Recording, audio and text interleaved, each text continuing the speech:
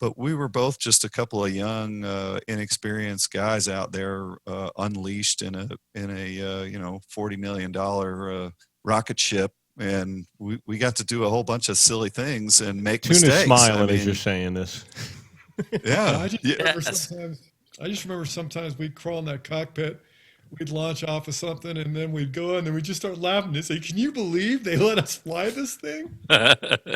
We couldn't believe it. And I remember Tuna, he used to have this funny thing that we would get on the catapult in the daytime. He'd go, "Leekster, this is my thing."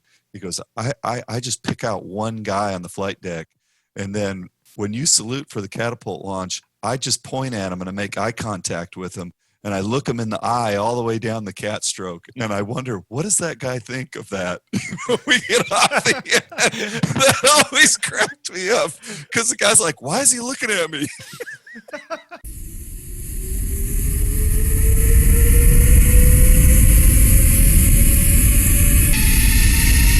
Hello, and welcome to F-14 Tomcat Radio Show. Tomcat on the ball. How about Tomcat ball 6-0? Roger ball.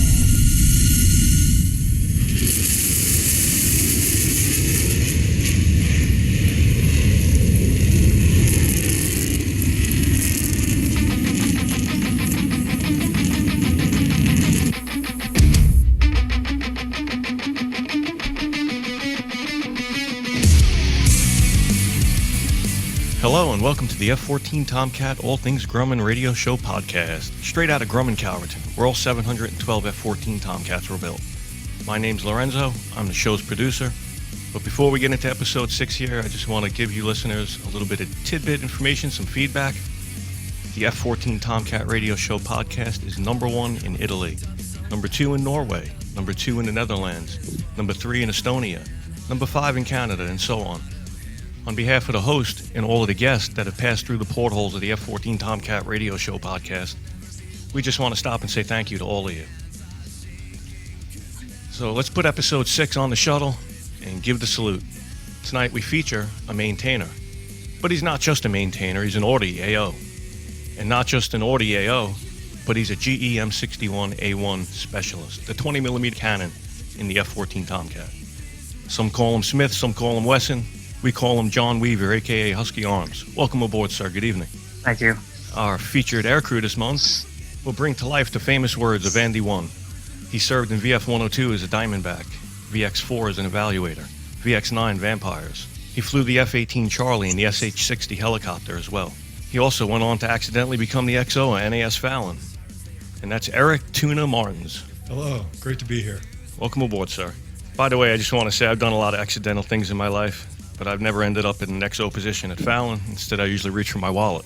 With that said, your host tonight, up front, Gerald Leakey, call sign Leekster, from the VF102 Diamondbacks. Happy to be here.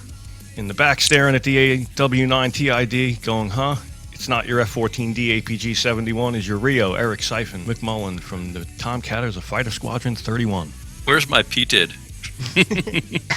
And we're joined by Ken, who's from the Top Hatters of VF-14 and also the Tomcatters of Fighter Squadron 31. He's a maintainer. Hey, what's going on, guys? How are you? Gentlemen, the catapult officer is giving the signal here. The shooter is pointing towards the bow. Leekster Siphon, it's all yours, sir. Happy to be here. Thanks, Lorenzo. Oh, we got Tuna's going to bring some funny stories tonight. I have a feeling, because if he doesn't, I'm going to tell some funny stories about him. That's always With the best way to do it. I don't have as many funny stories, so we're going to have to let him tell his own stories. I know he has some good ones. Ken, do you have anything for John? No, I know, like Lorenzo said, John was pretty much an expert on the gun for the Tomcat. It's something that we really haven't touched upon that much in any of the podcasts, so maybe John can take us through it real quick. Sure, ask away. Why don't you give us a background on the gun, how it came to be? You know, the Air Force, they had the A-10 that was built around the gun. Obviously, this wasn't the case with the Tomcat, but in many people's eyes, the 20mm cannon was, you know, aces. So Actually, the M61A1 came about during Vietnam on the F-4s with the gun pods.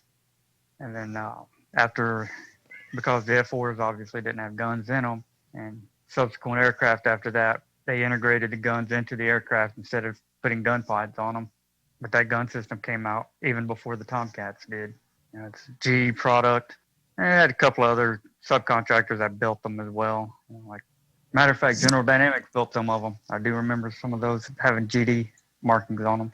Hydraulically driven, electrically fired, 6 barrels, 20 millimeter. They're used. Oh shoot, they're used in just about anything nowadays. They're used in the How many rounds per minute?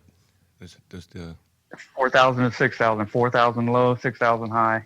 I don't recall that we ever shot the gun in low. It was there as an option, but we pretty shot much it. always shot it in high in our squadron. I don't know if that was an SOP thing. Do you remember, Tuna, if you ever? Well, we had the burst Salvation. limiter because if you held the trigger down for like 3 seconds, all your bullets were gone. Right.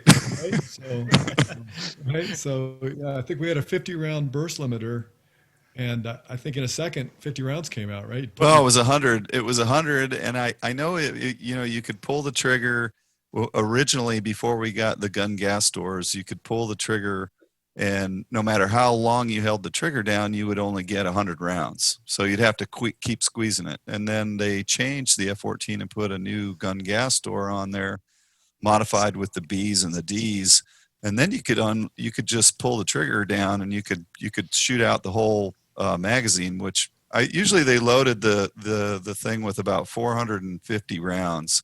They said 500. Pardon me? 276 rounds, all that gun system would hold. That's it. Well, then Tuna's right on the money. So we only had a 3 seconds of shooting it, and you were out. Like 250 rounds, and I had a 50 Oh, no, round burst limiter, and you had The 5 whole gun rounds out. system. The whole gun system only held 276. We would only put 200 in it at 50 round burst, or at least that's what we did both in 11 and 31. We did it in 50 round burst with like a 5 to 25 break in between. So, you know, when it's spun down, you would be ready for the next burst of 50. Yeah, that sounds right. Because you remember, Lisa, when we do the gun runs on that banner, you get five tries, right? And if you That was go it. home, you go home and you didn't hit the target once after 5 times, you didn't really want to face anybody in the ready room. Yeah. I always wondered, they painted those bullets, and on the banners, we would tow these banners, and then you would go, we'd take turns shooting at them, and you had different colors, and then they would drop the banners in the middle of the airfield. And then, you didn't want to always be the guy who was towing the banner, right? Because then all your friends are behind you shooting 20 millimeter at you. You didn't want them to pull too much lead,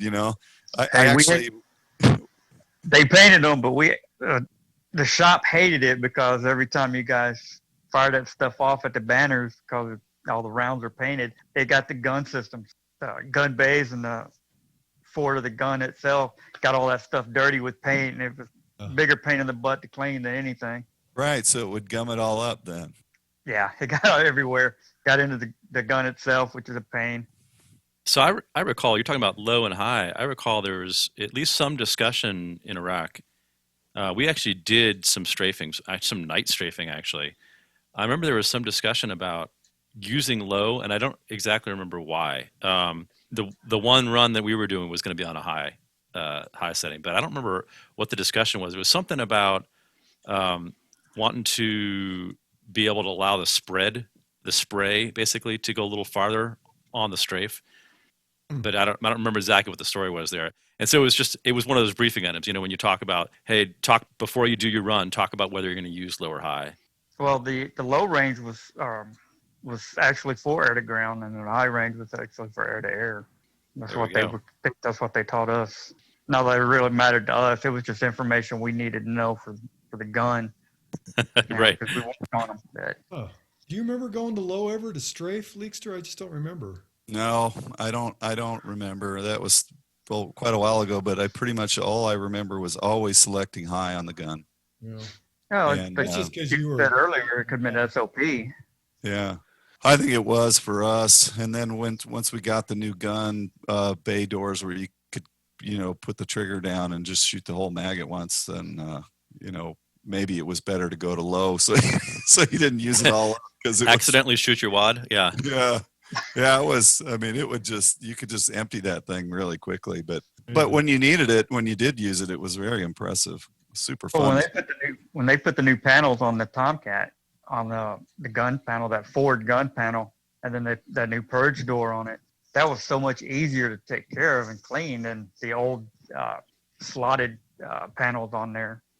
So, as a guy who only flew the D, I know I'm the D baby, but so I never saw the old. Maybe we should talk about what was changed there. It's something to do, and I can't remember 100% sure what it was, but it has something to do partially with the cooling system in the gun. On the early birds, they had slotted grills on that front panel. You've got your main gun bay door where the gun was, and then the panel right in front of it was where for the barrels. It was part of the barrel cooling, air getting in there and all that. When they upgraded that system, they put a different type of panel on it. Well, the same panel, they just modified the slots in it. It's kind of like a ram air system on a hot rod, on a sports car. You know how they got the opening in the front, and it just feeds air straight into it. That's kind of what it was. It's like a ram air into the gun bay to help cool the barrels and everything. It just made the exhaust gases flow out easier, from what I understood. Gotcha. Kind of ported more air automatically through the bay. Yeah, they when they redesigned it, it was pretty much to use the Venturi effect to suck the gases through quicker It was with more cooling. force. Yeah, it was a cooling thing as well. Yep. So those I didn't really recognize that. Those weren't there on the A and the B early. No, we swapped them out about halfway through TUNA and I's tour in our first fleet tour, and then that was one of the few pieces on the airplane, if I'm not mistaken, that were titanium too. All the leading edge stuff is titanium, the leading edge of the wings and on the nose and different parts of the airplane when you would be at a high Mach number that were high temperature, ram air temperature rise places, and the gun gas and the that area around where the barrel was too was all titanium. Yeah, that panel where the opening for the barrels, and then the two ports coming down, they used to call that the hair dryer. That actual piece, the nickname for that was the actual name was gun gas diffuser. The nickname we gave it was the hair dryer. Uh-huh. And then you have that panel right in front of it. That was titanium. That was riveted to the jet. I remember them talking about the hairdryer. The hairdryer, yeah, I forgot about that. So did you have to change individual barrels, or did you when you would take that whole thing out? I mean, some of those barrels would get worn out, obviously, right? Did you just replace them all at once, or how do you do something like that? The only time we changed the barrels out is when they absolutely needed it. When we took the gun out, we took the barrels off of it, took the rotor assembly itself to AIMD. They gave us a new one, put the barrels in and put it in. They 89, sometime between 89 and 91, they came out with a change because on the end of the barrels that go into the hair dryer, they had three, they called them seals, but they were three rings. As they put it in there, you had to get all three of those rings lined up and everything, so you slide it into the hair dryer. It's what the barrel spun in. It's kind of like a bushing. They modified that. They changed that, and we had to pull every single gun out, pull those three rings off, and they changed it to one big ring, one wide, thick ring that had a groove on, or not a groove, but a rib on the inside of it that rode into the end of it's at the end of the barrel for what kept the barrels together at the end. And that was the change. So we pulled all the guns out, changed those, put that new seal on, and stuck them all back in. We got down to changing those out in about an hour. Pull the gun out, put the gun back in. They were super reliable. Do you remember ever? I mean, we didn't have a lot of gun failures, right, Tuna? I mean, every time I don't know about you, Siphon, but they were reliable. But when they did switch them out, every gunner seemed to end up with about 6 barrels, and they'd show up on every once in a while. Well, definitely they were good change of command presence. I remember seeing a lot of guys getting a panel to put on their wall with a. I think every gunner would have one too, right? Every warrant officer would probably have a plaque with the barrel too. I just want to jump in a second and just mention something for the followers. A quick question on the A and B model. The gun switch for low high, as you guys were talking before, is on the forward dash panel. it has low selection or high selection. So it's either It or should be on the setting. master. And It should be on the master arm panel right there at the top of the yeah, to the front left. cockpit. Yeah, and master arm switch is on the right. That switch for the gun is on the left side of the same panel. But the on and off switch for it's actually on the control stick itself, the flight stick, to turn the gun on, to engage the system, and then pulling the trigger to actually shoot the system. Is it the same thing on the D? Was that something that Grumman didn't change on the D dashboard? That same switchology, we'll say. Well, the whole master armament panel on the D was different because it was. Okay. Remember, it was all via digital. Now, actually arming the weapons was still the same mechanism, the same switchology, but the master armament panel didn't exist in the D because it was all via MFD. Yeah, that's interesting. Yeah, I remember that because every time we had to go do our checks on the bird, it was a whole different system because we had to turn up the. Yeah, you had to get the mission computers online. Yeah, I had to get all that online. Where on the Alphas, you didn't have to go through all that stuff. Not for doing the system checks on the weapon stations or the gun itself. Yeah, so you had to get like power on the jet, get the system booted up. I guess you had to have someone who was backseat qualified, right, to be able to do that. No. We didn't have to do backseat stuff. Okay. All the weapon system, all the stuff that we needed to do on the bird was all front seat stuff. Now, as far as stuff where the interaction between the backseat and the missiles, that was the ATs. They did all that. Yeah, that's a crew coordination thing. So I guess in terms of our definition of duties, the Rio did all the armament panel stuff, all armament screen stuff. Obviously from the back seat because that's where we sat.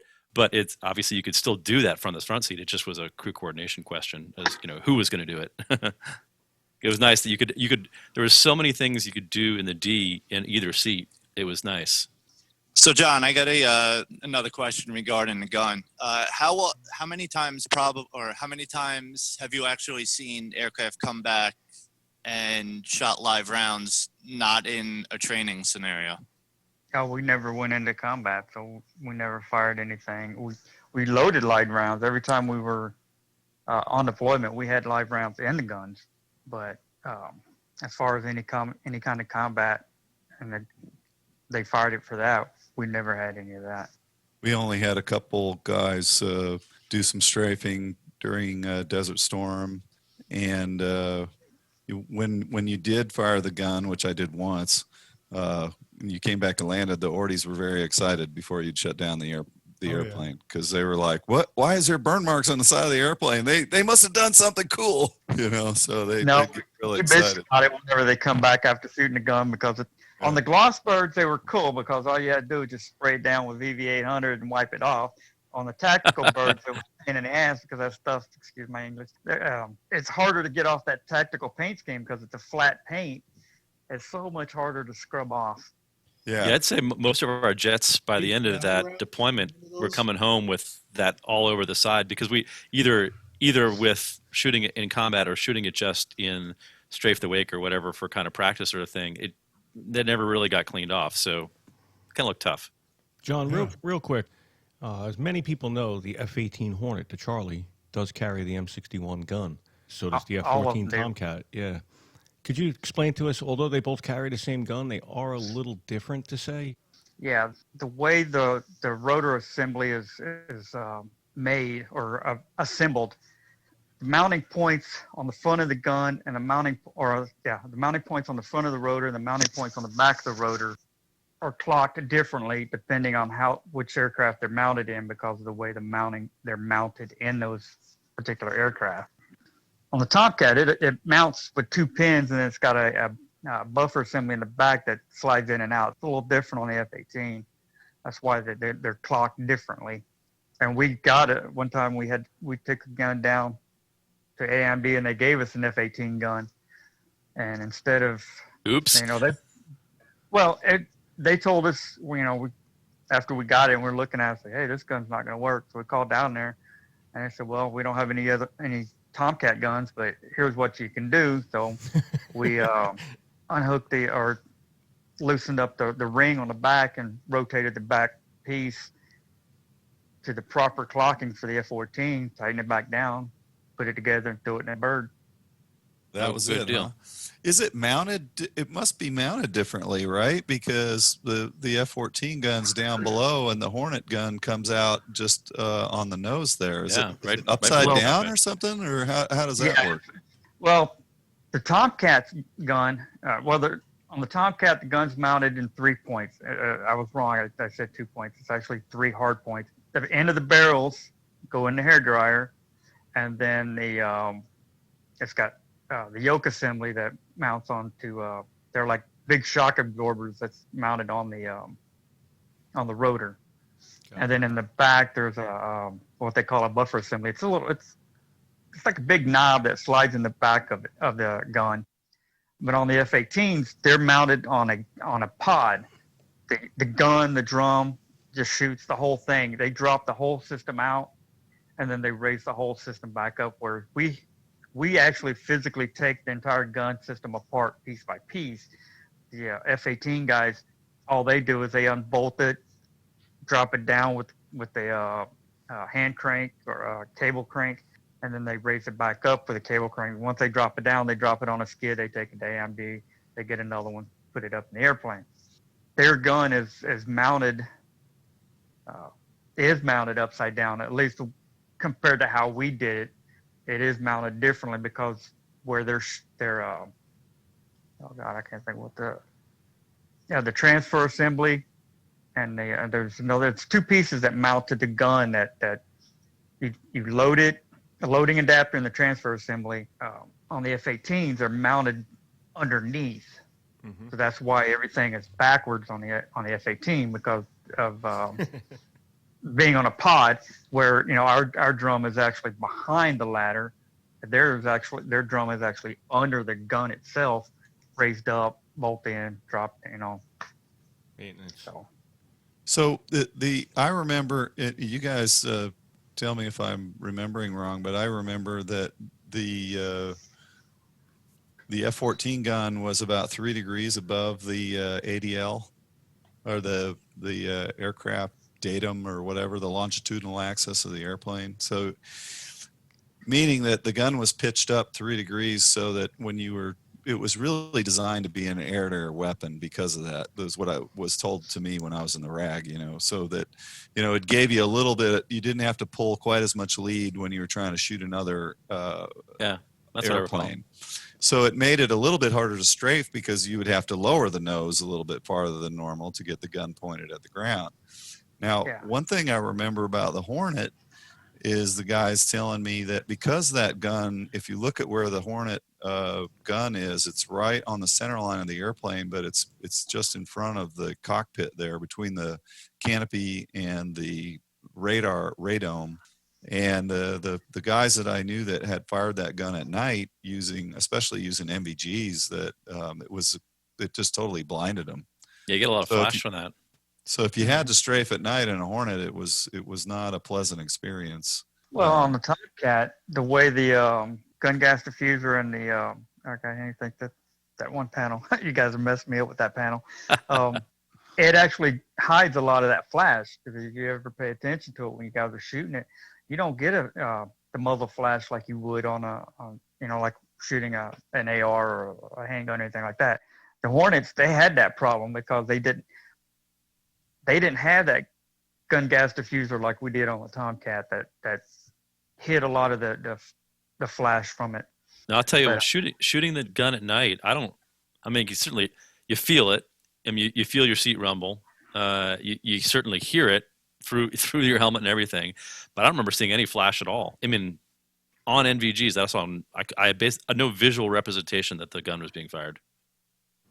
Yeah, I think that's a huge advantage compared to the F-18 for sure, because there's loads of stories that I have heard of guys that strafed at night with that, and it's just blinding. Especially, doesn't matter if you have NVGs or not. If you're wearing NVGs, of course, they're completely blanked out with that much flame in front of you like that. So, well, if you guys remember, anytime we had the panels off the gun pointed, as the jet sits level, the gun looks like it's pointing slightly upwards, and the way the gun sits in there, if you actually looked at the gun from underneath with the panels off, it actually points inward towards the center line as well. So it's up and in, like you were saying, because it was made as a air-to-air weapon because it was an air superiority fighter. It was when that plane came out, the idea of putting a bomb on an F-14 was asinine. You know, they were like, why would we put a bomb on an air superiority fighter? You know, and then of course times changed, and you know it had to pick up multiple rows to really pay for itself in the long run, since you know the mission was really no longer there. So that's why they started putting air to ground on it, and that's why And it the was A6 going away. yeah. So, That's With that John, gun- did you loaded a lot of missiles on the airplane as well? more than I want to count. Well, you know, I got to be honest with you. The first time I saw guys loading live weapons missiles on the airplane, it shocked me that there was guys actually lifting these things up with their hands and putting them on their shoulders and holding them while another guy bolted them on the airplane, or however you slide them on or mount them on those missile mounts. And I don't think the Air Force does it that way. I mean, you look in World War II, Yeah, you'll see guys doing it by hand, but the modern Air Force wouldn't do it that way. And then you got a bunch of Navy guys carrying these AIM-7s and AIM-9s around and just jamming them onto the airplane. I thought that was amazing when I saw it. Couldn't believe it. F-18 guys don't even do that. Falling on a budget.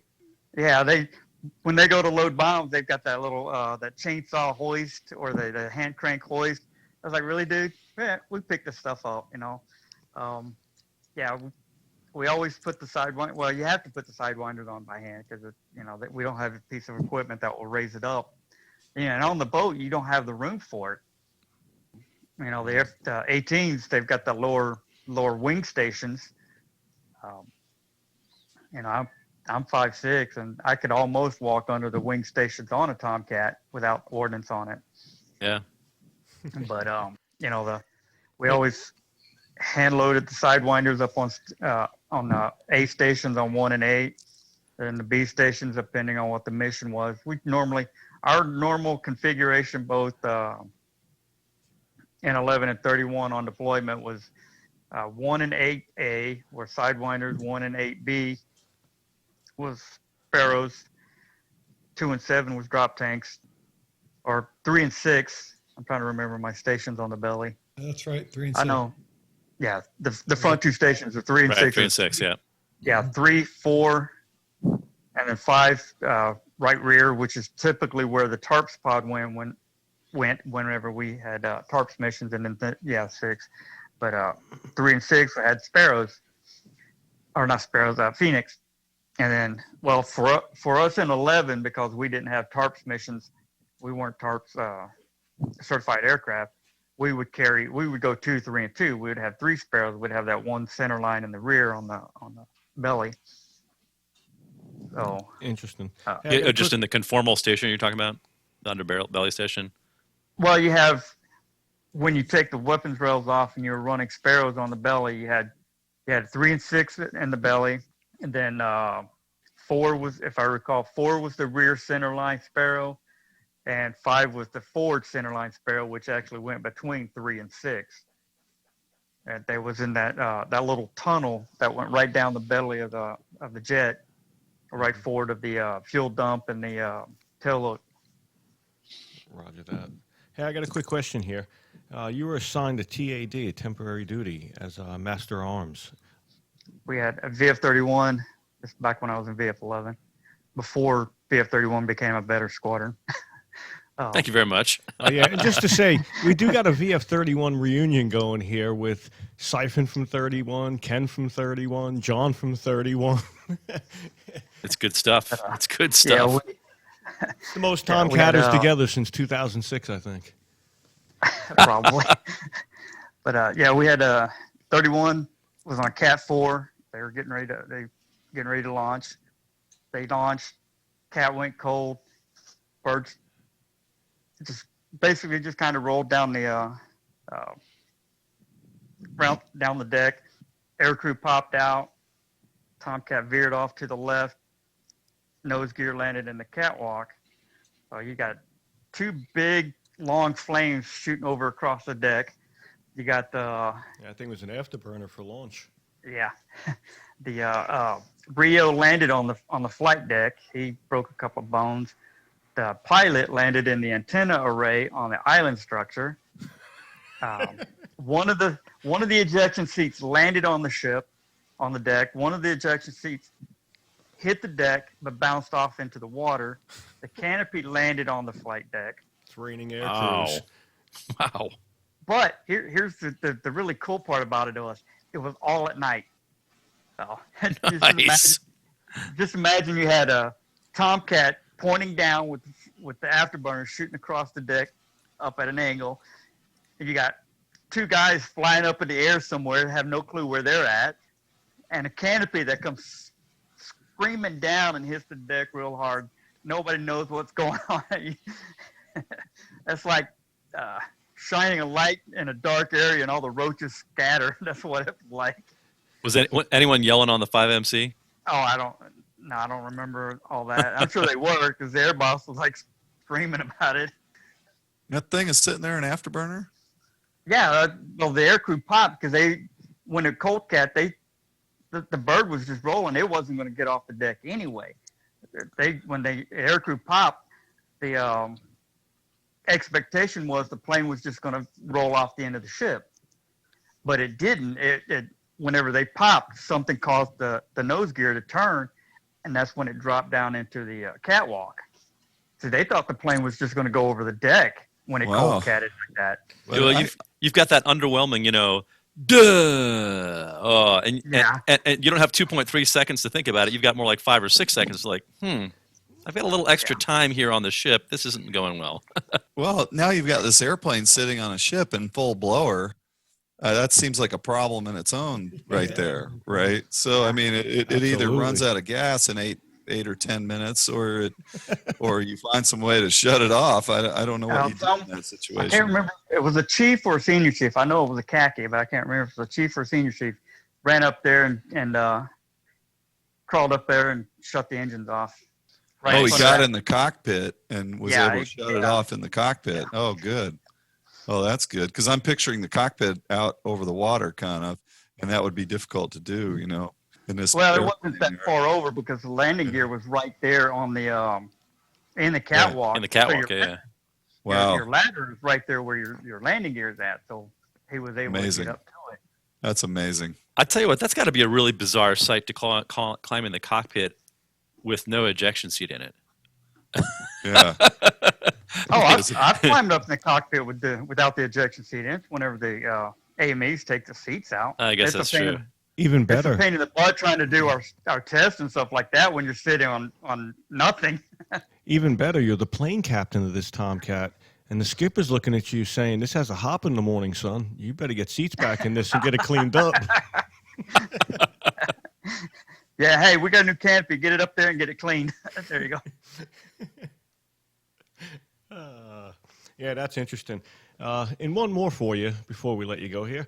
I want to talk to you. Well, you'll tell us, but Siphon, you're going to go to school here, so pull your chair up and pay attention. Paying attention. This is directly your world here. And, same thing for you, Ken. You actually maintain this baby as well. In corrosion control, you brought back a piece of history that we all know today. It's one of the signature pictures of the F-14 Tomcat, and Siphon is the man in the back seat waving that flag, and that is Felix 101. Take us through your time at 31 and what you did and how this all came to be. Back in the 70s, 60s, and 70s, when 31 was in the F-4s, they had the red tail with the red stripe above and below that big red field with Felix on it. Whenever they rolled over to the Tomcats, they brought that with them, but it didn't stay very long. I don't know when and where it eventually faded away, but in about 98, I believe, whenever I went from the Ordie shop to corrosion control, I was playing on the computer. Paint program was kind of new and stuff, so I made I remember the old pictures of those tails on the Tomcats. I was playing with the paint program, and I drew up like a Tomcat tail Mm. superimposed the Felix on it, and then I did I did the red field, then I did the stripes above and below. I put in and that bottom stripe in black USS Abraham Lincoln, because we were on the Lincoln at the time, and I was showing the night maintenance control chief. Say, hey, look, check this out. And it's, oh, that's cool. Hey, can I get a copy of this? Yeah, just take that one. Because I had it saved on my computer. I could print it out anytime. Because I did one in color, and I did one in the tactical scheme for the different shades of gray for the tactical birds, but still had that same paint scheme. And maintenance chief, he bypassed everybody. He bypassed the day maintenance chief, the AMO, the MO, the XO, went straight to the CO with this picture I'd go on paint. And next thing I know, he called down the shop, told the LPO, because I was night shift supervisor or weekend supervisor whenever, and told him, say, hey, we need to make this happen on our on 100. At the time it was 100, it wasn't 101. Because 100 was our color bird, and what we did at the very top of the tail, we painted the CAG colors on it, and then in the sparkles on the bomb, I remember how Felix looked on the bomb, it had the little sparkles. We painted the CAG colors in those sparkles. Oh, that's cool. And we even did that on some of the gray birds as well. On the sparkles, we would actually make those sparkles CAG colors. You have to really pay attention to see them. Most people didn't even realize we did it on the gray birds. Yeah, it's not very big. It's only a few inches, right? So. Yeah, and so we did that. We redid the whole plane. Matter of fact, I think we completely repainted that jet top or nose to tail, and did the tails in red. Did the all the markings on that jet were color. And then eventually, after I left, they went back to the black tails for CAG, and then they moved the signature red tails over to 101 bird. But we did it on the nuts bird, not 101. Did they go to the black pencil nose at the same time there too? Yeah, actually we did. We painted.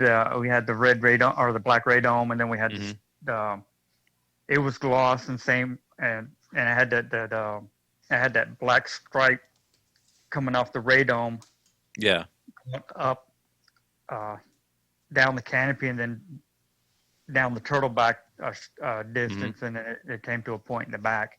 But we had to do that in flat, vice the radome, because it took the glare off the nose of the jet between the radome and the forward windscreen.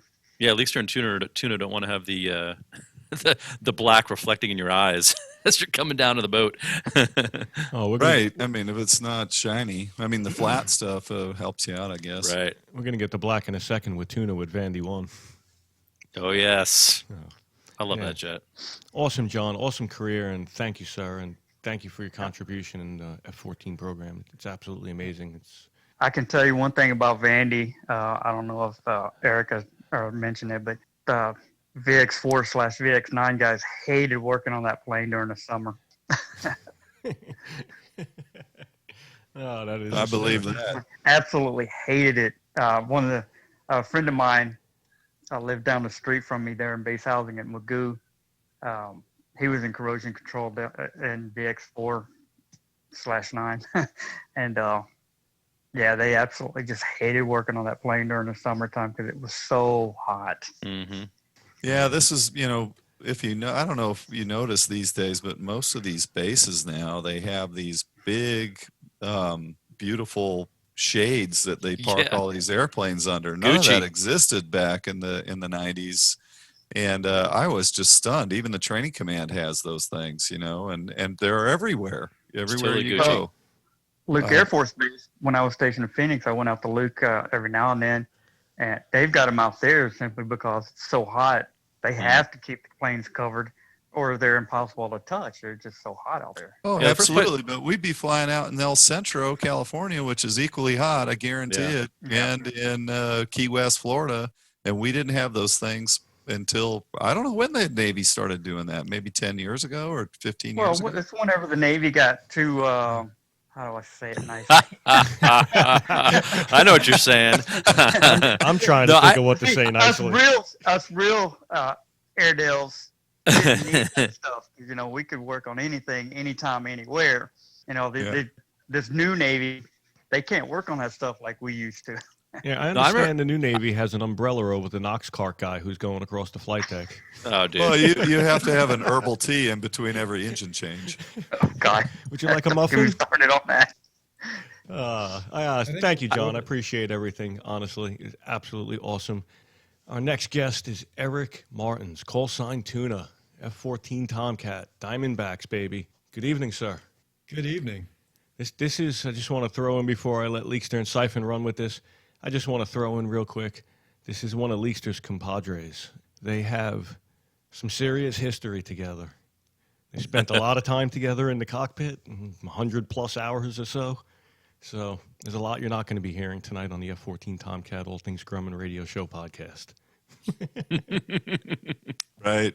Now, I mean, that's what the cool thing is about having TUNA here is that, you know, you fly with some, people always think that, oh, it's like Top Gun, you know, you fly with the same person all the time. And that's not necessarily true. In the squadron, you fly with multiple crews mixed together all the time. But when we go on deployment or working up for deployment, they try to crew you together, a pilot and a RIO team together, and they make a really good effort to try and keep those people flying together. And then when you go out on your workups or you go out on deployment, probably about 90% of your missions you end up flying with the person that you're crewed with. And then at some point they mix it up and move people around or whatever.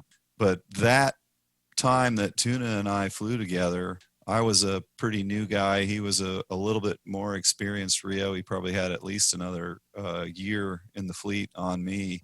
And but we were both just a couple of young, inexperienced guys out there, unleashed in a you know, $40 million rocket ship, and we got to do a whole bunch of silly things and make TUNA's mistakes. smiling as you're saying this.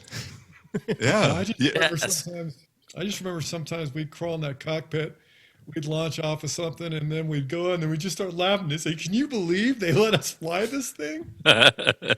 we couldn't believe it. And I remember TUNA, he used to have this funny thing that we would get on the catapult in the daytime. He'd go, "Leekster, this is my thing." He goes, I just pick out one guy on the flight deck, and then when you salute for the catapult launch, I just point at him and I make eye contact with him. And I look him in the eye all the way down the cat stroke. And I wonder, what does that guy think of that? When we get off the end, that always cracked me up. Because the guy's like, why is he looking at me? So you guys going down the cat, we would all make bets on, okay, how long is it going to take this bird to get off the bed? 1.2 seconds, 1.3 seconds, 2.5, you know, whatever. Wow. So TUNA, Yeah, TUNA, what made you think of doing that? Or just kind of something you came around with, or what? You know what? There's so much stuff that I forgot. I just remembered that when he said that now. Why did I do that? I don't know. I just kind of like to mess with people when The I things had you do when you're 20-something, right? Yeah.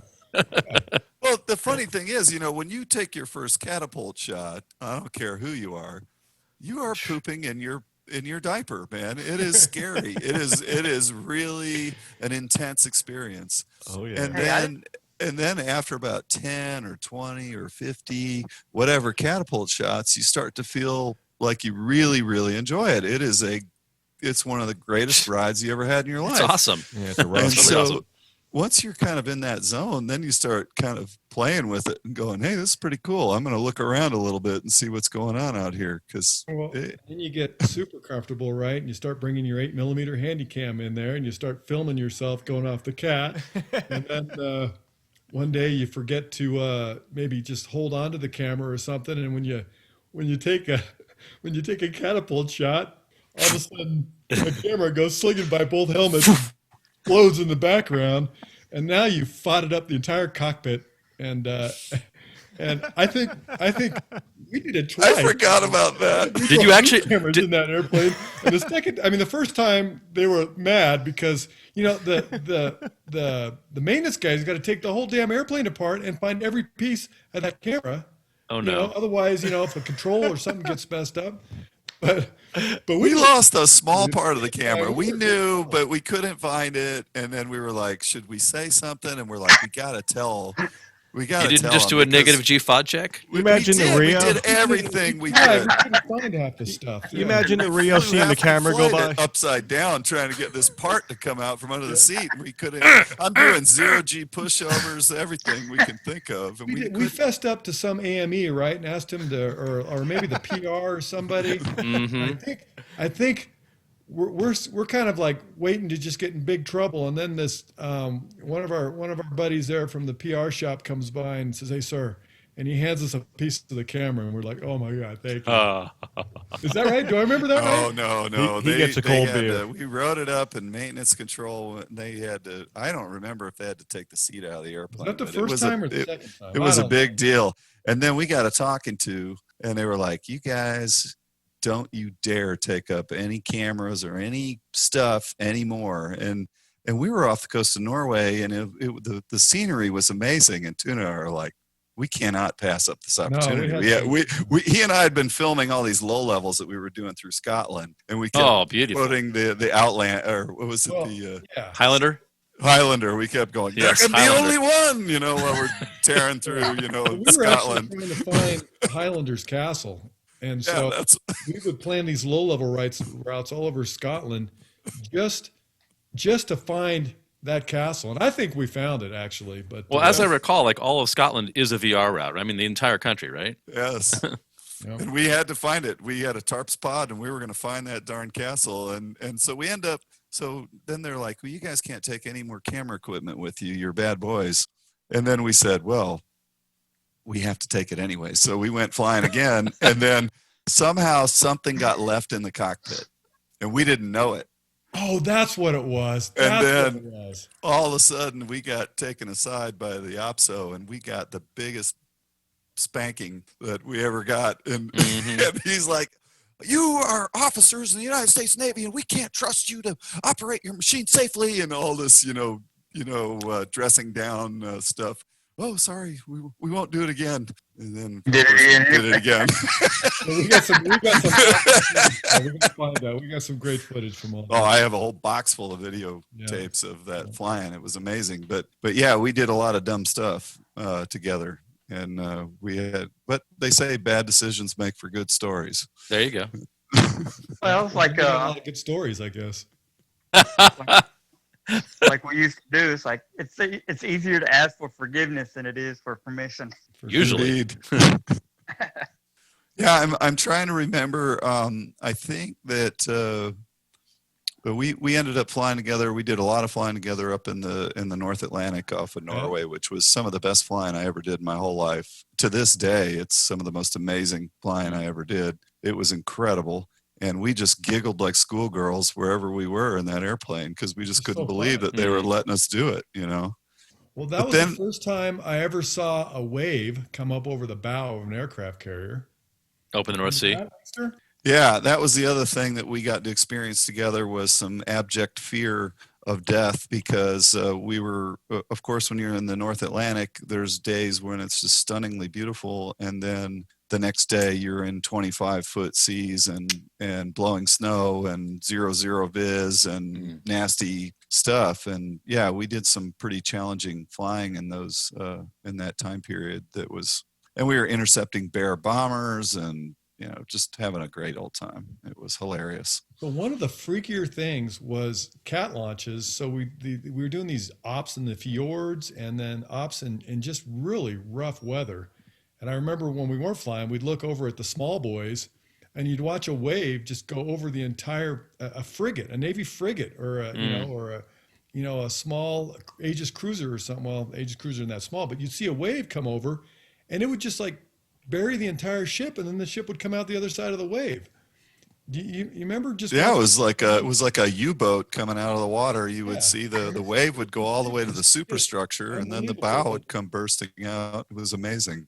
But the freakiest thing I think that I remember was catapult shots when the carrier is just pitching up and down, and it's pitching up and down. And the catapult officer, so the cat stroke is about 1.5 seconds, maybe almost 2 seconds, something like that, from when they push the button till you're off the edge of the carrier. So when you're sitting in the airplane and the ship is pitching up and down, you're looking out the front of the cockpit and you see sky, and then the ship kind of points down and you see ocean. And then it kind of comes back and you see sky, and then it kind of goes down, you see ocean, and all of a sudden the catapult officer hits the button and you're heading straight at the water. And right as it and then the ship starts pitching up, and right as you kind of come off the ship, it's pointing at the sky again. But initially, they look like they're launching you straight into the water. Yeah, it's pretty frightening. That was probably one of the eerier things we had to do. And you definitely didn't want to eject and spend any time at all in that water, because it was nasty business. You guys flying in the poopy suits? Yeah, we had the full-on dry suits. Yeah. Oh, yuck! That's no fun. It's kind of hard to trust them because for almost 2 months. And we got used to it. You got used to it. I mean, the first time you put one of those things on, you're like wearing a spacesuit, and you literally can't even lift your leg up high enough to climb the ladder to get into the cockpit. And you're like, how the heck are we going to do this? You're walking around that little kid in Christmas Story. Yeah, right. But then eventually you kind of get used to it, and then you don't even really think about it too much anymore. But it's not fun. Nobody enjoys wearing those poopy suits. I didn't. You ever catch the video when they shoot the C2 and the boat's on the down portion of the wave and it goes into the water, and miraculously it must have just skimmed it because it comes up out of the wave and flies away. Yeah, flies out the other side. Just imagine the look on the pilot's face when the shooter hit the button, like, wait, no, hold on, no, another second. No, I'm pretty sure they cleaned the seat after that mission. Oh. Yeah. He didn't really have much of an ejection option either, if I remember. No. Oh, he didn't. But the other thing is when you're coming back to land and it's at night, and when you're coming in at night and you can actually see the deck moving, it gets your attention. That's for sure. So, Tuna, I think that when we came back from that North Atlantic thing, you went to Top Gun right after that, right? Is that right? So. That sounds right. Yeah. And so that would have been about 92 that you went to Top Gun. Yeah, I guess. No, because I think I went in 91, right? Well, was after Desert Storm. I think it was after Desert Storm when I went to Top Gun. Okay. So I think I had already been to Top Gun when we got crewed together. Okay. So. Oh, wow. So you end up out in San Diego, and we sent a whole jet and all those guys. How did that go for you? Well, so that was a great experience. You were talking about the heat. We'd go and fly into Yuma and do some operations out there.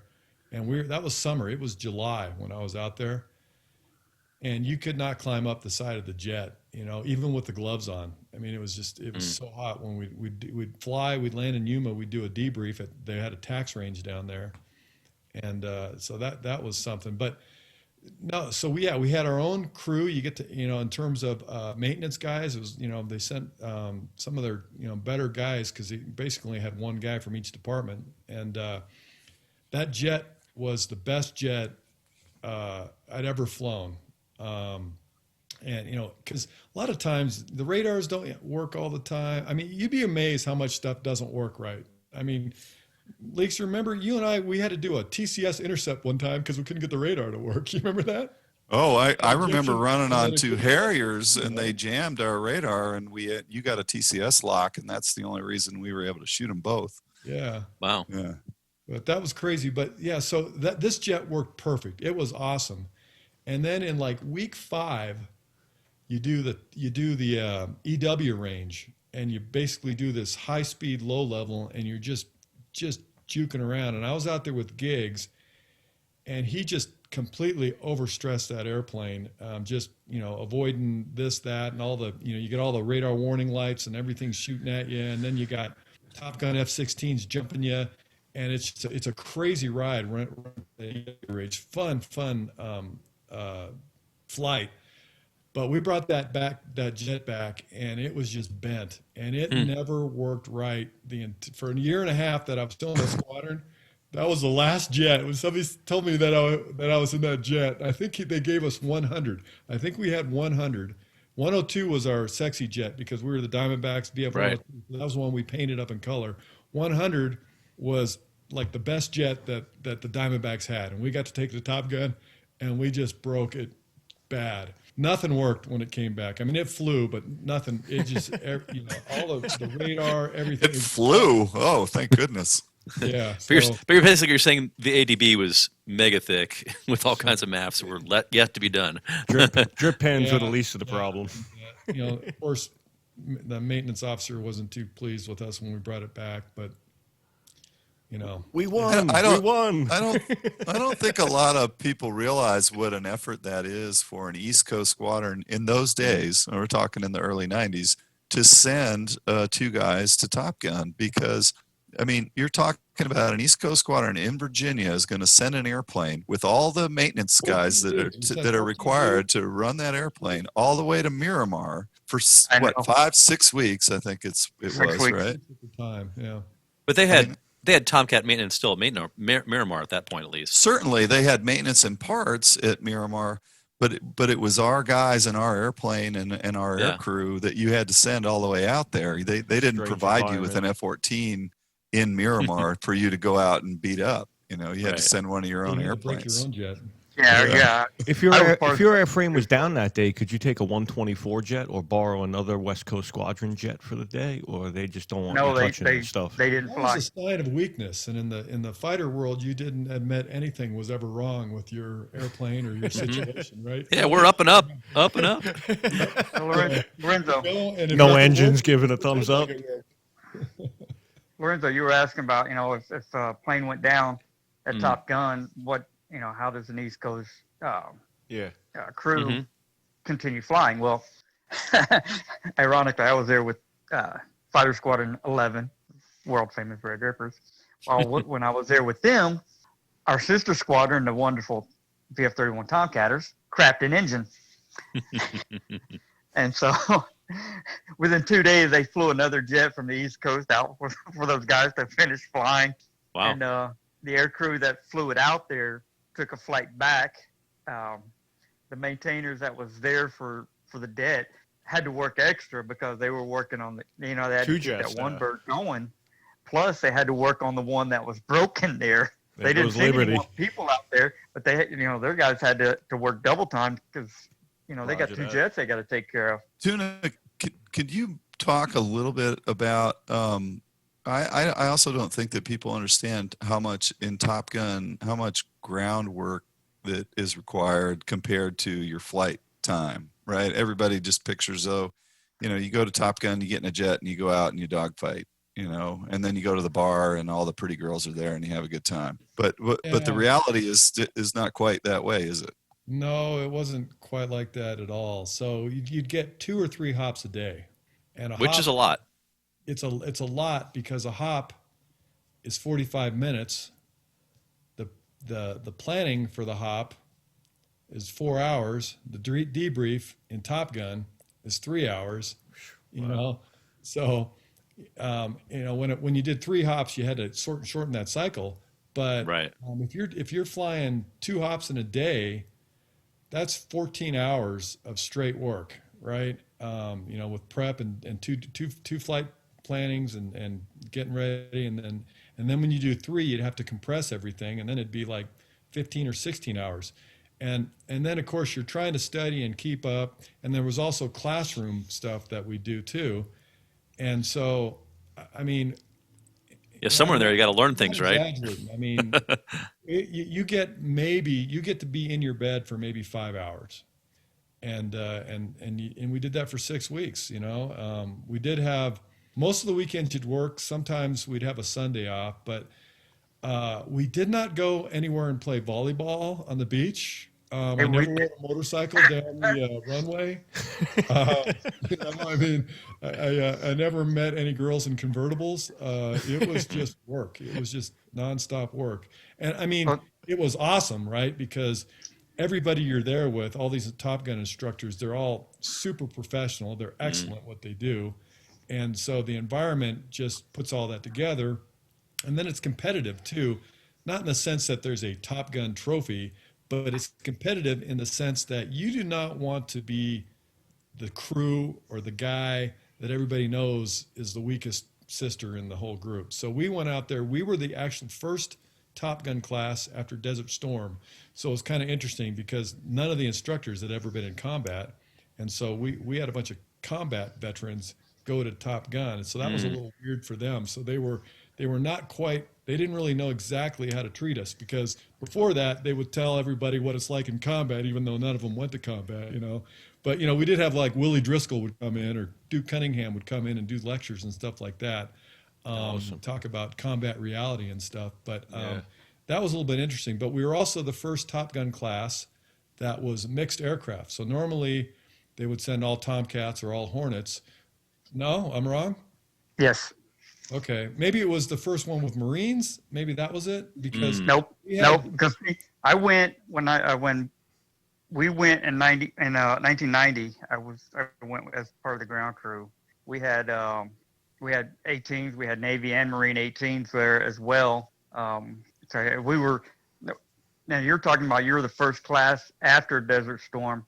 We were the class before Desert Shield, because when I was there, I was telling Lorenzo this earlier. One night, me and a couple of guys from one of the Marine squadrons, we walked out to the movie theater and was watching a movie, and we had walked back to the base.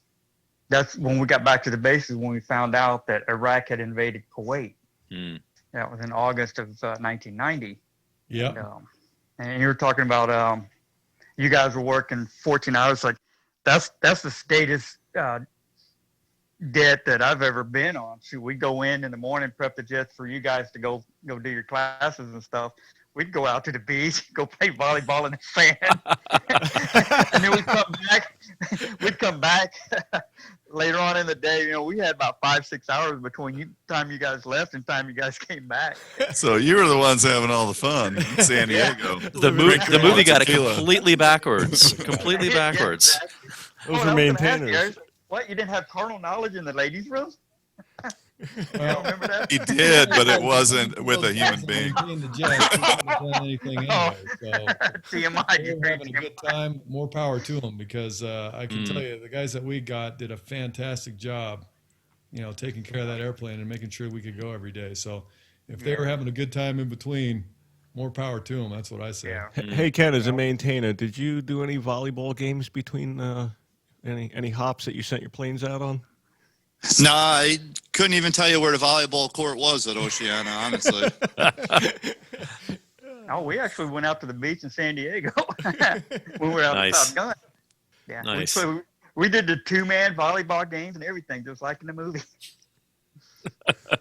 So, The volleyball with jeans on. And Tuna's all stressed out with all the books and Short everything in front of him. yeah. Well, we didn't call Mother Goose anything, so don't worry about that. Right. Those debriefs with the Top Gun instructors, which were brutal, because those I guys, you know, they were on everything. Yeah, they're on point. Very They are on- detail oriented. Away with anything. Yes. They are the best And- pilots in that given moment, 100%.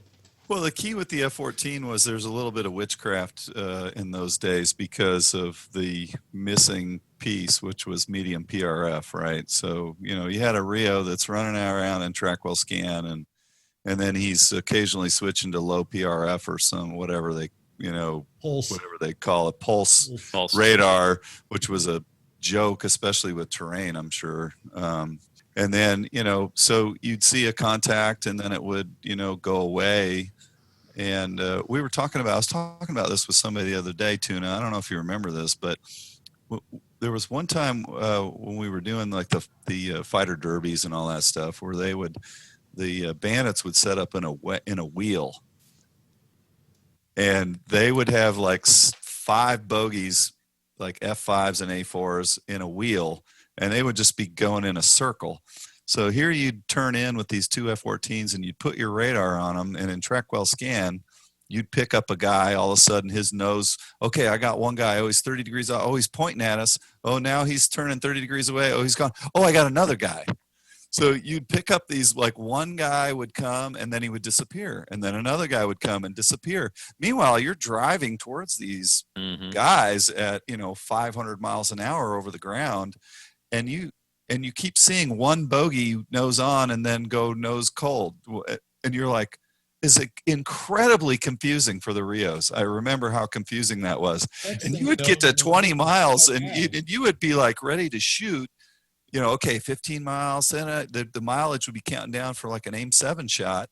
And you're like, God dang it, he's gone again, and then you're like, I don't know what to do. You really didn't know what to do. It was very confusing. So the F-14 had its limitations, and guys going to Top Gun got to see a lot of those scenarios, and they got to debrief them on the tax range, and they come back and they were able to build a picture in their head of a tactical situation much better than a guy of lesser experience or lesser training. And then they could come in and teach the rest of us about that kind of stuff, which is really cool. So yeah, but I do remember you'd come rolling in on those.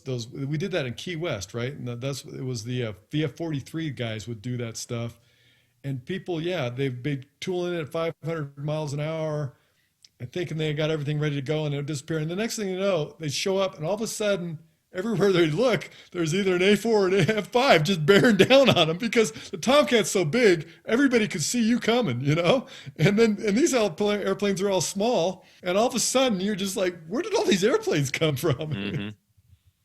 Oh, it was brutal. But I tell you what, so I mean, there's a tons of great stories flying and stuff, but I'm looking at the surfboard behind you, and Leekster and I had plenty of good stories out of the cockpit too, and I'll just tell you one of them. And this is the way I remember it, so it's probably not right at all. But you probably have some pictures of two guys with these surfboards standing on top of an F-14, and the surfboards are basically, they're all painted up and logoed with the Diamondback stuff. It made for a great picture, and I know that we used it at Fighter Fling, and it was a really cool thing. But the way it came about was when Leekster first got crewed up together, or just met each other. I think we kind of hit it off right away, and we're in Virginia Beach, and we're not necessarily, maybe we're doing workups or something, but we weren't necessarily out at sea. And, one time Leekster and I was talking, and Leekster goes, "Hey man, you like to surf?" And I said, "Oh, I love to surf." "You like to surf?" "Oh, I love to surf." So Leekster said, "Well, I know this guy, he's a shaper, and he can make us some fun boards, and he can get them all painted up, and we can do them." And I said, "Look, I'm in." So, we'd go do a flight here or there, and there was no mobile phones or any of that sort of stuff. And we'd get on the landline and call the surf, say, "Hey, the surfboard's ready yet?" "No, not yet." And we just waited and waited. And maybe we even went out on like a 2-week deployment or something, came back. First thing we do is we call, it's like, "Hey, call the guy." Leekster had the number. He knew it. He had the number memorized, "Hey, are our surfboards done yet?" And, then I go, "Leekster, no, not yet, but I think we're going to get them like tomorrow or the next day." And finally the day came, right? And we go down there, and these boards were just beautiful, right? They were exactly alike. The only thing is Leekster's had his call sign on it. Mine had my call sign on it. We had the logo on. It was painted up just like the 102 bird. They were beautiful. So we decided to take these babies out, and we go surfing. Turns out neither one of us could surf worth a crap, right? So after we sailed around for 2 hours, realized that we couldn't surf. We said, "All right." You don't have to be good at surfing to actually love it, right? Babies out on the flight line, climb up on top of an F-14 and take some pictures. So that's how that's it. And I never really used that surfboard out on the East Coast at all. I finally, when I went out to VX-4, I finally started learning how to surf on the West Coast. And it wasn't all as easy as it was supposed to be. It was hard work. So you guys weren't the I East don't know if Coast that's champions? true. I don't know if that's the way you remember it, but that's the way I remember it.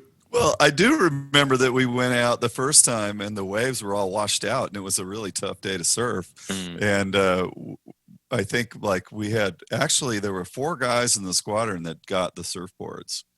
And it was my idea. I wanted to do it. And then we ended up with 4 guys with surfboards, and we all went out. We're like, let's get up at 6 o'clock in the morning. We're going to go. And there's supposed to be waves. And I mean, Virginia Beach is not known for its waves. So there wasn't a whole lot of surfable waves on the East Coast. Yeah, it was rough. So yeah, no, it didn't go well.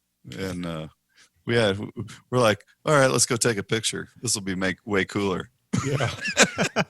And turns out it was. Is that the picture you recruited your wife with, Lisa? No, she actually liked me before I had a surfboard, so that's good news. Oh, that is So- great. So talking about missions, like some of the, and I think, Leekster, you might have done this with me. I'm trying to remember. So the Mighty Tomcat, had a lot of awesome missions, right? And there was Combat Air Patrol, CAP, right? And we had HVU CAP, High Value CAP. We had Bar CAP, Barrier CAP. We had TAR CAP. I don't even remember what TAR CAP was. There was MiG Sweep. I forget. The greatest fighter mission I ever flew on was PodCap. You remember PodCap at all, Leekster? No. Let me see if I can refresh your memory. We're out at Fallon, okay? And we're doing a big air wing workup, and some B-1s decided to join us. Mm-hmm. Well, the B-1s didn't carry tax pods, so nobody knew where the No. So if you got PodCap, you got to fly wing on the B-1 with a tax pod, so they'd know where the B-1 was. So basically, you Mighty were Tomcat the B1's pod for the B-1. tax pod. Yeah. That was one of the coolest things we I told you, ever I think I told did. you it was PodCap. And I remember if you'd see the schedule come out and you got the the sortie with the B-1 there, and you're like, oh crap, PodCap. And then all you had to do was fly wing. Couldn't get in the fight, couldn't do anything. You just had to fly on the B-1 so everybody knew where it was during the thing. That was the worst thing. I couldn't believe it. I mean, having a couple swing wing aircraft at the same place is awesome, but yeah, that's that's not why you joined. So we're at the rendezvous point, and we're sitting there orbiting, and there was this overcast. Now Fallon's full of mountains, and all the strike packages go down these valleys, and so it's almost like a tunnel, right? Because you've got this overcast and these mountains. We're down there. We're just kind of orbiting in the clear air underneath this overcast. And we're watching our watches, and we're like, where is this B-1? He's supposed to be here in like 10 seconds, We haven't seen him at all, And we're literally counting down, to the second. And all of a sudden, this Klingon bird of prey comes out of the overcast, and just, and he's doing 480, right, at least. So he's holding it back at 480. I think he ran the low level at 550, but Yeah. we were going to join at 480 at the IP or at the beginning of the low level route or whatever. But I just honked. I just plugged it straight into blower, and we had to do this rendezvous on this guy just hauling the mail. We had to get on board. And we jumped on his wing, and it was the funnest thing following this guy over these ridge lines, watching this massive B-1 roll upside. He didn't roll completely upside down, but he'd roll over, over 90 degrees of angle of bank to get the nose to come down. And we're just hanging on his wing the whole way. It was a total kick in the pants to watch that guy. And then we got to the target, and the B-1s, who had never dropped conventional weapons before, threw their bombs into another state. Yeah. They completely missed the target, but it was cool to watch. Oh, thinking about throwing bombs to another state. So I was in VX4 as Lorenzo mentioned, and we did all kinds of operational testing. Right.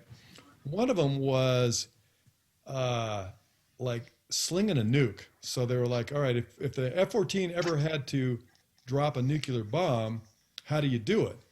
And we basically come diving down and just get a whole bunch of speed on the airplane, and then we'd pull up and kind of throw the bomb, because then you'd have to turn around and get away from it, because the blast was going to be so big. So you needed it to hang out in the air for a long time. So it's basically just like tossing it, right? So just lifting the nose up, and so most of the time when you're dropping a bomb, you're facing the ground, right? You're in a dive. Well, we would launch the bomb climbing up out of a and we get the airplane as fast as we could. with this big 2,000-pound bomb on it, and then throw the bomb. And then I remember, and you basically, you pickle it, and then you kind of roll off a little bit, and then you straighten back out, and I look over to the left, and there we are flying form on a bomb, because it's still rising, you know? And then eventually you turn away, and, you know, I don't know. I remember... Looking out your canopy and seeing a nuke next to you. That is not good. This is the dumbest thing that I've ever seen in my life. But I remember practicing nuclear attacks. And I was So, like, well, as I recall, A6s did the same delivery on their tactical nukes, but of course they couldn't get up to the same speed that the Tomcat can get no for the delivery. afterburner. Yeah. So I would imagine that they were really concerned more about trying to get out of the way, but Well, no, they have the nuclear blast curtains they put over the canopy. Right. well, Well, I there think is all that. all the fighters starting with the A4, I think they did that loft delivery, Mm-hmm. and they would just, you know, they'd pitch up and you'd loft this thing, and it would actually go uphill for quite a while, and then it would start down before it would. So it'd give you a throw chance that to bomb get like away. 45 miles or something Yeah. like that. I mean, it was in the air a long way. So with JDAM, actually, we did kind of the same thing. Of course, JDAM was usually a level delivery, and that just meant you get a nice broad basket for the distance, I mean, for the LAR. Right. But we actually played around with this some. If you did like a 10 degrees nose up, you could move that thing from a long way away. I mean, it wasn't technically an authorized delivery, but there were times. So I could only imagine if you're really pushing the mail and getting your nose way up, you could probably push that thing good long way downrange. Yeah. Yeah. That's amazing. Hey, So- quick question. Your time flying in VX-9 and in Vandy 1 itself, did you have any recognition to the fact that that was the actual last built F-14 off the line Grumman Calverton would close after that Tomcat would roll out the doors? Did you guys know that that was the actual F-14A? in the D model? So That was VX-9 the when I Vampires. was there. Was Vandy 1 a D? Maybe it was. Yes, and it was. Yeah, you're right. It wasn't. That's right. Yeah, it a was D. the last F-14D. Or it was shot number 37. Yeah, you know, I don't think I had a full appreciation of that. I remember we were in the air show and they wanted to have Vandy 1 and a Grumman Bearcat. Mm-hmm. They wanted to have us fly form. And I remember doing the brief, and the guy that was flying the Bearcat, he was a connoisseur, he was a civilian guy, and he had rebuilt and put this thing together, and it was really cool. But the guy was a real a-hole. I mean, just an awful guy. And he was just terrible in the brief, and everything was about him. And I remember the whole brief and stuff, and he was Rare Bear. That was his call sign, Rare Bear. Right. So when we're rendezvousing with him, and I'm so we're I think it was me and Giggs actually. We were doing the air show, and Giggs is the same guy that I flew in Desert Storm with, and then I went to Top Gun with, and then we ended up at VX4 together. So we kind of just ended up following each other around for quite a while. But we're flying Vandy 1 in the air show, and with Rare Bear, and on the radio. When we were talking, I'd always call him Care Bear, and it just pissed him off. So he's Care Bear. So yeah, Vandy 1, we're gonna, he's always telling us what speed we had to be at and whatever. And so I just say, Roger that, Care Bear, and he'd say, it's Rare Bear. I say, you got it, Care Bear. And it just, all this is going on in the background, right? And Literally this poke the fight bear, over poke the there, bear, he's poke the just bear. losing his mind, and of course everybody on the ground's going, oh, cool, look at that, an F-14, a Tomcat and a Bearcat, flying in formation on this thing. But I don't know, I just had such a good time messing with people like that. You just, couldn't help myself. Well, us ground guys like to mess with you guys too, so don't feel bad. Were you there when the logo was removed off the tail and the Squadron Vampire logo was put on? Right after Tailhook. Yeah. Yeah. You know that when that airplane was sent in its retirement, when they delivered it from Magoo to Oceana, they had scratched off the original, the Vampire call sign, which was mandated on the airplane. They had put the Playboy Bunny on for the last flight back to Oh, Oceana. did they? Yeah. That's and, awesome. Yeah, yeah. I flew it when it had a Playboy Bunny on it. But When it landed, though, they were in a lot of trouble, and that's how it ended up with an F-18 paint job because the base commander was an F-18 pilot, and he ordered the Hornet plane guy, to yeah. be repainted immediately. Yeah. But at least now they turned the airframe over to the winning squadron competes to have their paint job on Vandy 1 at Oceana. So whatever squadron wins, I don't want to say the mother trophy. I'm not sure what the award is. What was that competition that we had out there? But you get that Tomcat painted in your You squadron didn't get a colors. ribbon for it, I think. Hey, Right? question for you. Hey, does Vacate still have that Tomcat up front? Battle E? I think it was Battle, the Battle E. Yeah. But so the painting, at least when I was flying there, the painting honors went to the mother winner. Oh, the Yeah, I mother. thought it was the mother. Wasn't the mother a West Coast thing? It was, yeah. came east when the squadrons were all consolidated. So you guys didn't have anything like that in Oceana then? Not back when we were there. Yeah, we had that other thing. Gosh, I forget the name Wasn't of it it. the Battle but- E? No, we had the Battle E, the Golden Wrench, and there was a Clifton or Oh, Yeah, Clifton Ward, yeah. Clifton Yep. yeah. Oh, that was the thing with all where you do the strafing and the banner and all that Yep. stuff. You add up all those points. Is Yep. that what it was? Well, And then we you had the missile missile. shoot and all We that had stuff? The Bula Bula. Yeah, We had some other missile award thing that we won the year that you and I were at 102. We got that patch Yeah. that we won the Is that East the year that Coast Butch got the missile thing. The year what? The year Bud shot the skipper? Yeah. What happened? Okay, there's the story. Wait a second. Oh, well, I can tell that one. I know yeah, that one. you tell that one. All right. Well, Someone there's got there's grounded. A young JO and an F-18 in our air wing, and he and his CO go out in two F-18s to do they're going to drop some blue bombs, some 25 Blue death. blue bombs, and then they're going to do some intercepts, but they're carrying live sidewinders because we were deployed over in, I think we were doing deny flight or something over in Provide Bosnia. comfort. It was provide comfort.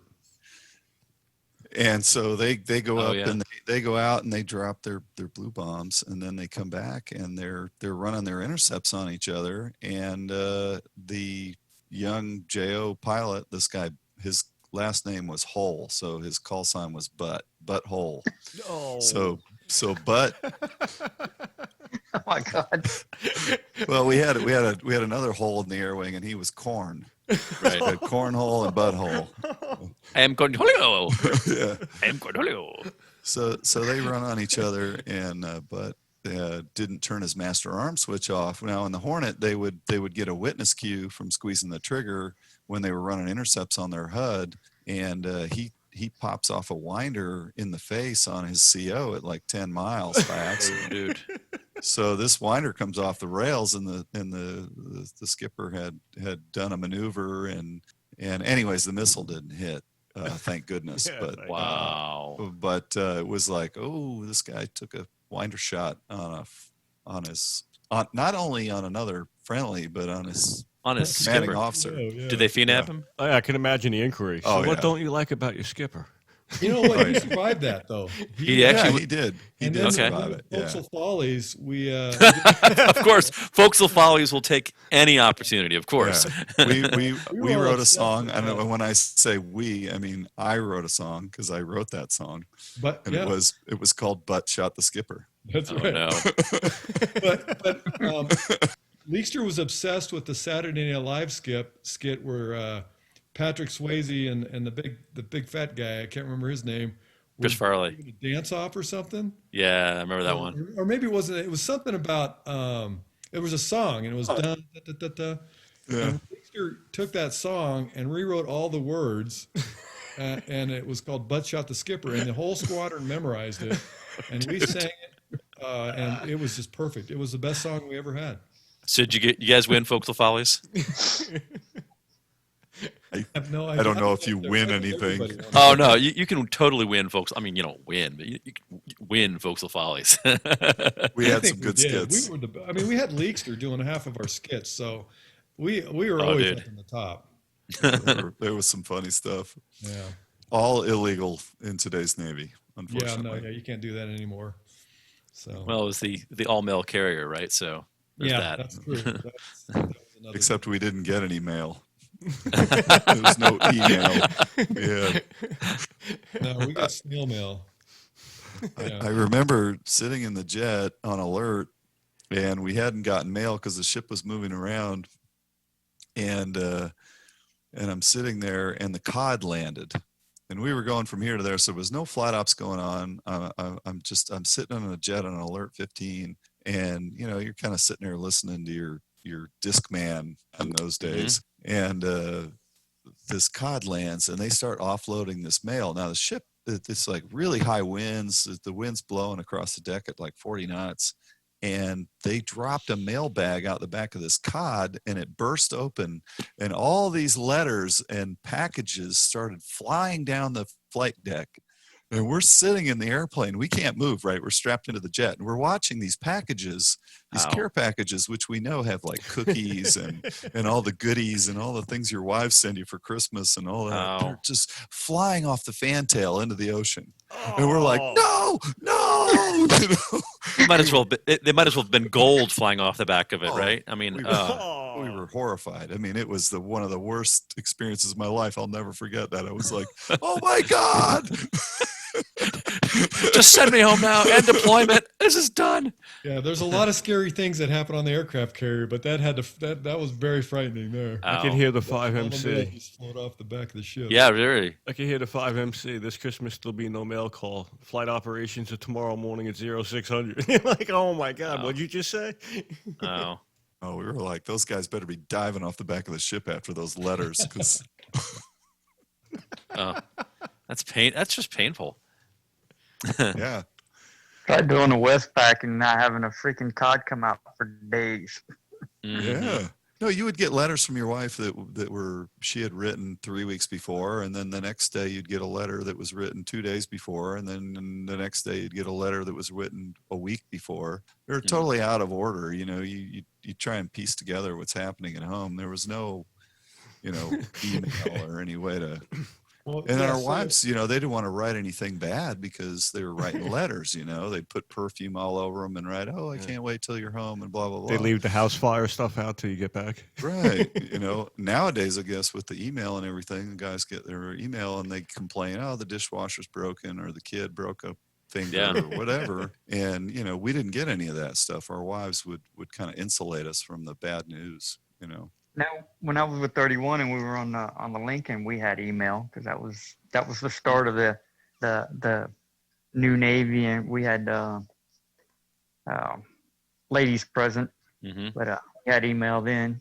I remember they used to call, I don't know, they probably do still call it that, River City. River City they would call over the 1MC, which was basically all the internet traffic is secured because something happened on the boat and we don't want anyone to hear about it. Basically, they know that Seaman Timmy is going to go down and or Lieutenant Bob is going to go So And nowadays it don't matter because it's all satellite uplink and everybody's got their phones on the boat playing with them. It don't matter anymore nowadays. Tuna, do you remember when it was when all the toilets would overflow, right, Leakster? Yeah. Well, I was thinking about when your wife was having a baby and they had a sat phone that you could use on the boat, but to buy 5 minutes, $50. 10 minutes, it was $50. $50 dude. for 5 minutes. What? Yeah. yeah, but you're getting deployment pay. Why not? How's it not free? It's the government. How's it not free? They own everything. Yeah. So when you were at VX-4 and VX-9, did you get to shoot a lot of Phoenix, a lot of Sparrows, or did you get to I have shot some fun? everything and dropped a lot of bombs too. But I was the missile test director, so that's my job, So I did. I tested three software releases on the Phoenix, and so I got to shoot the Feeny bomb quite a bit, and because we were testing, and as a test director, your job is to basically, so the developmental test guys would test everything to make sure that it, if it's supposed to go this fast or this high or whatever, they would do that testing. Operational testing was, we'd take them and we'd get a squadron to land, to strap them on their airplanes and land it on a ship 100 times, right? Just beat the crap out of it. Then we'd take it and we'd build scenarios, so, some of the new releases had different electronic countermeasures against certain things. So we would try to simulate what we thought was a tactical scenario and see if the Phoenix could actually hit it. And then we'd basically write a report and send that to either pass or fail the new release, and it would go to Congress, and we'd fly into DC, into the Pentagon, and do briefs. That was a weird thing. So we're JOs, right? We're lieutenants, and we'd go to DC and the Pentagon, and captains are serving coffee in the Pentagon, right? And you'd walk in there as a JO, but as an operational test director, and these guys, these program directors, these senior officers, their whole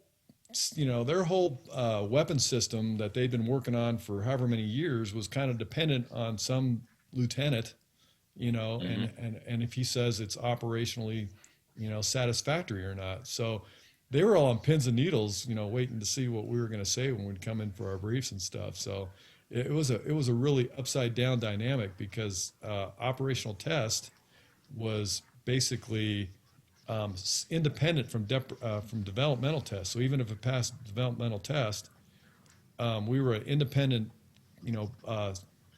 body set up by Congress to test weapons. So it was kind of a cool dynamic being able to do that. But so we would do the testing, and then there was one system that we considered doomed to succeed. We were testing the new Hornet, some new systems on it. It was the AMRAAM. I don't know, you remember when the AMRAAM came out? Oh yeah, yeah. And I was going to ask you that. Missile, and it basically, when it first came out, it just couldn't work against chaff. It just didn't work. And so we would do all these tests, and we tried to do the easiest possible test, and it wouldn't pass. So we wrote a report, and it actually got sent back. And it's like, you can't fail this because this is a joint missile. It's too big to fail. Yeah, and so basically we had to give it a conditional pass, and you weren't allowed to use it against chaff. Well, like, how did that make any sense? Right? Because, I'm sorry, MiG-29. You can't use chaff. Whether or not they're going to drop chaff or not, but Fly still, don't move. Now they fixed it all, right? It became a pretty big priority to fix it, and within a very short period of time, and in testing talk of short period of time is like under 2 years. They got it fixed, but there was a while out there that it was operationally tested and in the fleet, and it did not work. And the Hornet guys, when they'd shoot an AMRAAM, and I don't know how I don't know what our clearance level is here, but the AMRAAM would go active at a certain point, right? Right. And the Hornet guys would say pit bull, and when they called pit bull, they said you can't get away from it. It's like it's deadly. At a certain point, the AMRAAM guys would shoot. And like, no matter what you did, they said you were dead, no matter what, even though, so we came up with this thing where we said we were dropping chaff, and they'd say pit bull, and we'd say milk bone. And that was our saying, because we wanted to continue to the merge, and they were saying, well, we killed you. And it's like, no, we milk boned. We milk boned the pit bull, so we got to fight now. Oh, and by the way, there's a Phoenix inbound also. So well, of course, we'd reach out and touch them before the thing would get there, you're probably reaching out and touching them before they even knew you were there. But that's a different story. I'm curious, when you're setting up these tests, when you're trying to come up with increasingly more capable Phoenixes, I'm assuming you had some pretty cool targets drone aircraft you were using. What kind of stuff? F4. How about that? Actually shot down an F4. Yeah. That's pretty sweet. And Phoenix didn't have a warhead on it. It went right through the friggin' F4. Wow. Yeah. Amazing. So the reason we did that is because we didn't want to shoot down the F4. So we figured, basically, you have all this tracking on it, right? So if the Phoenix goes by it, within 15 or 20 feet, the warhead would totally destroy it, right? But if you hit a direct hit, you take the drone out. And those drones are expensive, right? It's a remotely flown F4. And yeah, I put one of those into the ocean out in the Pacific Ocean. And usually before the missile would get there, they'd put some pretty hard maneuvering on the thing to try and, get the missile to miss by a short distance. But just it just, sometimes they hit. So, that's just how it was. I think that's really cool. You got to shoot. Did you ever get to do any multiple shots, or did you just do single shots? No, by that time, that was all kind of a proven capability. Mine were all weapons related. Like the last release I did, I remember writing the report and everything. It was release 7, and I think that was the last release of the Feeney bomb. It was the last software upgrade, and I even remember what it was designed to do. But I'm pretty sure that's probably still classified. We can't talk about. I wouldn't talk about that stuff. Still classified. I mean, it was a very capable missile, though. So did you have a lot of confidence in the weapon system? I mean, in the F-14. I mean, what's your level of confidence in if you had to go out there and employ it? Well, so if we had to take out bears and bombers and things like that, that weren't that maneuverable, there's nothing that could match that. To get to them, if guys didn't know what they were doing out there, the bad guys, you could pretty much reach out and touch them well beyond visual with the Phoenix bomb. But when you're going up against the aggressor squadrons that understood how to defeat the Tomcat radar and basically bleed them, because if you shoot a Phoenix, it's pretty far away, you can bleed them down, all this sort of stuff. It was a lot harder, and I think some of the new Sparrows, they were pretty you could probably incredible do damage with a Sparrow shorter range, just because they're harder to escape, because by the time you get in that weapons range, it's a lot more suitcase. There's a lot of things that can happen when you deploy a Phoenix, right, from pretty far away. Now, in the end there, some of the soft releases, they had basically designed a lot of stuff for these I did a lot of close-in scenarios too for Phoenix, also, because it was basically you're shooting it active off the rail.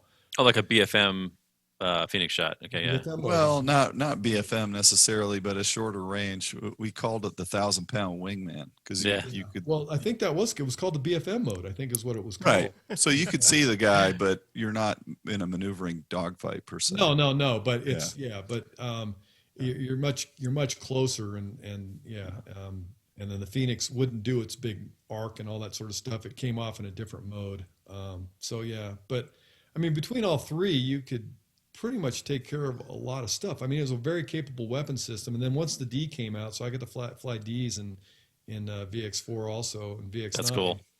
And with the medium PRF, I mean, you really started being able to really match what the Hornet could do in many cases. And you could stay airborne. So that was a good thing too. You didn't run out of gas immediately. So, I got this guilt trip in my head going right now you could help me with. I got this vision of an F-18 Charlie taxiing up to Cat 2. And he's looking over on Cat 1 where he sees an F-14D, which is strapped in and ready to go, carrying, say, 4 Phoenix, 2 Sparrows, and 2 Sidewinders. And he's got wings full of AMRAAMs that temporarily don't work. And he's looking over at his machine next to him, twice the size, all the gas in the world, missiles that'll reach out to, your country's airspace from international waters. That's I definitely see the rush, as you said, in testing to fix an issue like that, because you can't have your fleet running around. I mean, obviously the bad guys don't know you're having a technicality, but that you will achieve and get through. But at the same time, it's got to be a morale crusher when you're out there pushing a new weapon system, and yet back in test, they haven't really dialed it in yet and got it right. But they got it good enough for the fleet to take it and go. Like you said, it works for the most part. Just, don't dump shaft temporarily. And obviously overcoming that. So I think as a fleet guy, though, we were so excited for new stuff, right? Mm-hmm. So you could give us something that half worked and we were thrilled. We were just thrilled, right? We always wanted the latest anything. And so, and I don't know, I'm probably exaggerating how long it took them to sort that issue, but it wasn't long before a Hornet with AMRAAM was one of the deadliest things that ever, or an F-15 or, anybody with AMRAAM. Just deadly, because those missiles were so much faster than anything that we'd had in the past. And then, of course, they had some capabilities that our other fully guided, radar missiles didn't have. And they were wicked weapons by the time it was done. Yeah, it definitely put the F-15 Charlie on the map because it gave it, a solid built airframe, long-range airframe interceptor. It gave it that long-range reach it needed that the F-14 was born with, and yet the Sparrow carrying only F-15, finally did evolve into the AMRAAM. So when I was leaving VX-9, and I can't remember, I don't think it ever came to fruition, and Siphon, you might know, we never got the AMRAAM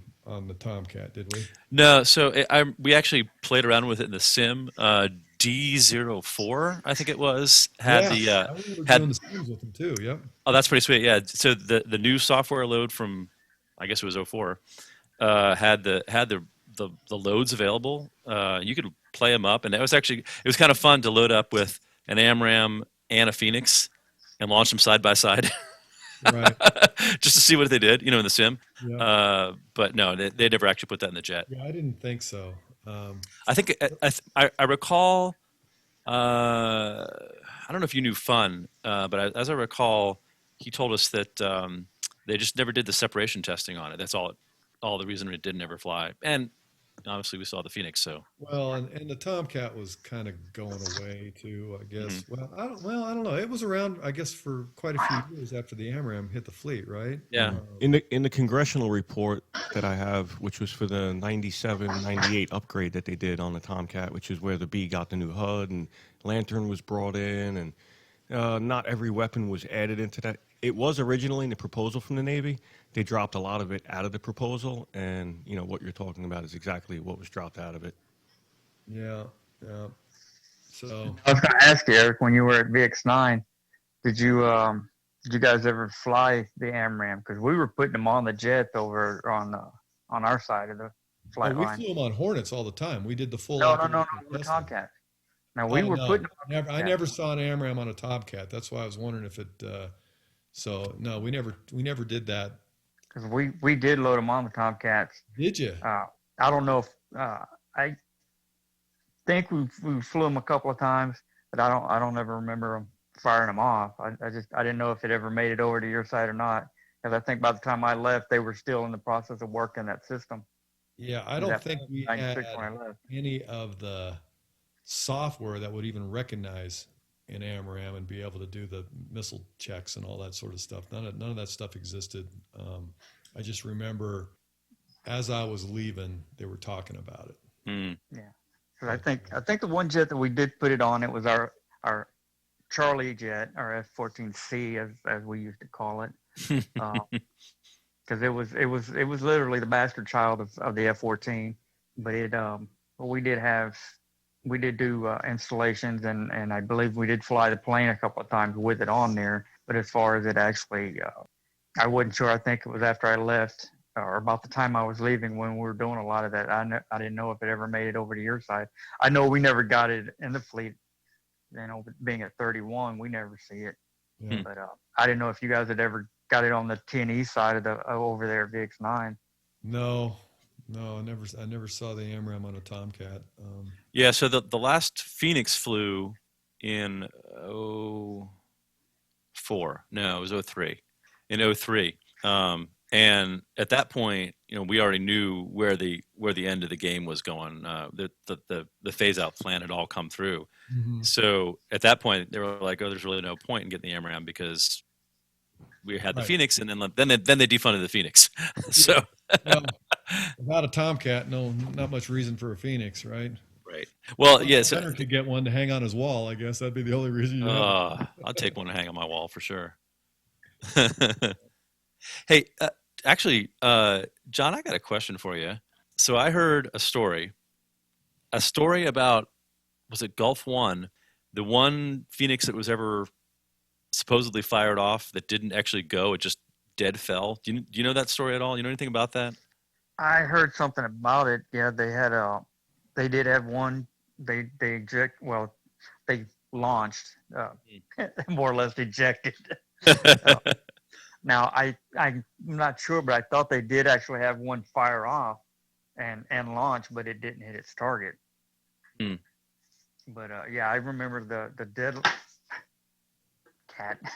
I do remember because I had to plug my phone back in to play with my phone cord. I do remember the one dead launch where it just basically fell off the jet once they launched it. Was it No, just there at the story that I remember, Siphon, it's not Gulf War One. It was after that when they were, and it was they were enforcing that line. Nobody flies below here, and the guys were Southern crossing no-fly the zone? line. Yeah, and the Ordies didn't completely arm the Phoenix, Yeah, so pull when the pins or they something? shot them, they just fell off. The rockets didn't. The rocket motors didn't ignite. the Phoenix Well, had to be on the Cat. The Phoenix had to be warhead armed and motor armed, right? Is that what it was? Yeah, they didn't No. arm the motor. Everything on the Phoenix is done by the air crew. There's nothing on there that we had to do because once we rolled the rail up and locked it in place, it was done. No, I take that back. You're right. We did have to flip the lever on it because we have to do it between the rails on the Ford weapons rails. We had to do it down the middle because of the intakes because we would go right in by the nose gear. We had to do that. So yeah, they probably could have not armed it all the way, but. Quick question. It's a 1,000-pound missile, and there's a charge that is put in place to separate the missile from the airframe upon shooting it, to clear it of the airframe. And There's actually two, I think. I was going to say, okay. So the loading of that, where is that located? Is that located on the missile itself, or is that located in the pylon that's put in there to blow the missile downwards? When we put it on the weapons rail or on the LAU 93 launcher itself, because on the top of the missile you got two, looks like either stainless steel or titanium blocks that's internally grooved. We lower the launcher down onto it because that's where the ejector feet sit on those Okay. unpainted blocks. And we go down, and on the missile launchers, the hooks actually go outward into those blocks and picks the missile up. So whenever lock it in, once it goes down, we lock it into that, and then we roll the rail back up, and then there's it takes a wrench we have to put in there and twist it to lock the umbilical down into the missile. That's what it was. Roger. And that's probably what happened. But if they were trying to track off that missile, they should have known that missile wasn't going anywhere. If the Ordie didn't lock that umbilical in properly, because it would have never had electrical connection on that particular missile. Therefore, whenever they tried to launch it, it would have fell straight off the plane, but it didn't have. So now my next question is when you get the hot trigger light in the dashboard, is that based off the radar, the hot trigger light, or is that based off the missile itself, being active and the radar seeing that the missile's active, the target is active, everything is together, the fire control system allows you to shoot? Well, if you have electrical connection, it's you've got your umbilical, it's like plugging in your USB cable into your computer. That's basically it's like that with a bunch of pins, it's pushed down into the block. If you don't have that connected to the missile, all you have is 1,000-pound dead weight hanging off the bottom of the airplane. But my point is, if that's not connected right, can we still get a hot trigger light? No. And you wouldn't you wouldn't have anything showing that you had anything on that station. Roger. It wouldn't show it in the HUD on the display. Yeah. It wouldn't. Oh yeah. So to get a hot trigger, it needed to pass the weapons. There's a missile check. There's a test that The bit. Like when you're kind of doing not your pre-flight, but when you're in the cockpit, you do a systems test, and it'll tell you whether or not the weapon is ready. Okay. And I think then if the weapon's ready, and then the other thing is weight off wheels. You can't be on the ground. So that you won't get a hot trigger then. But we had a funny story on our last episode of a wing ops guy. You got a hot trigger. I mean, it's that simple. I mean, right? There was nothing else. There wasn't anything else we had to do.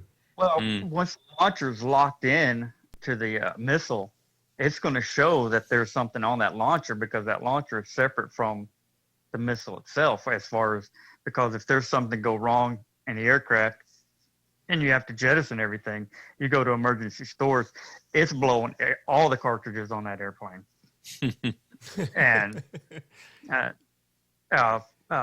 Lorenzo knows a little story about a Lau 93 launcher.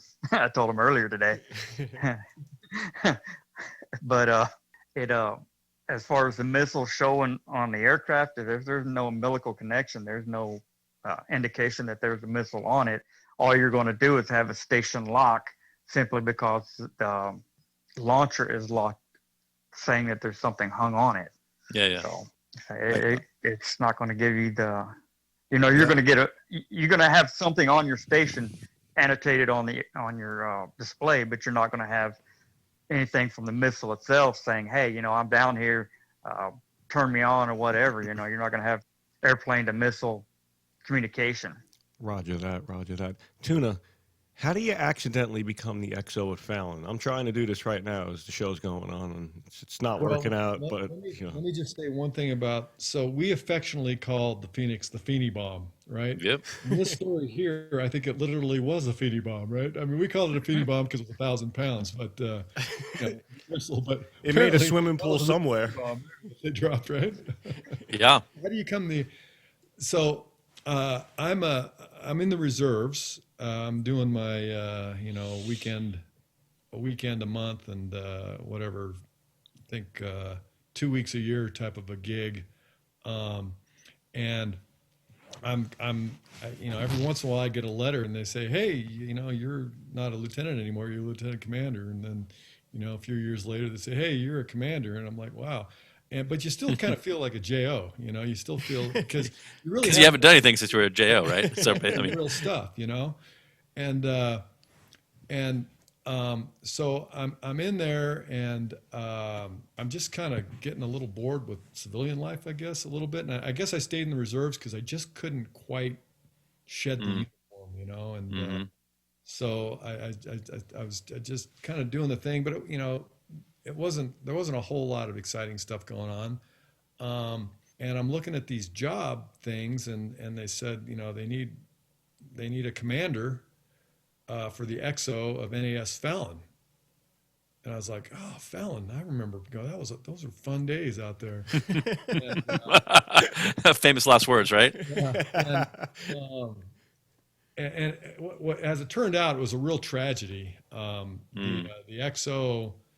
I don't want to make this a bummer podcast, but real quickly, the XO was flying his own civilian airplane with his daughters, coming back from. He was coming back from California somewhere, and coming back, landing in the civilian field right next to Fallon. And I can't remember what it's called, but there's another little airfield there. In a Cessna, something happened, flips over, and he dies, and his daughters die, and it's just very tragic. And the place was a little shook up, but. What year was this time frame? To come in, and it's not the ideal situation to roll in, because this guy was a little bit of a legend there, and people loved him. But I basically come in and I show up as like a JO mentality, and I'm in charge of like 2,250 people, 14 tenant commands, Top Gun's there. They report to us.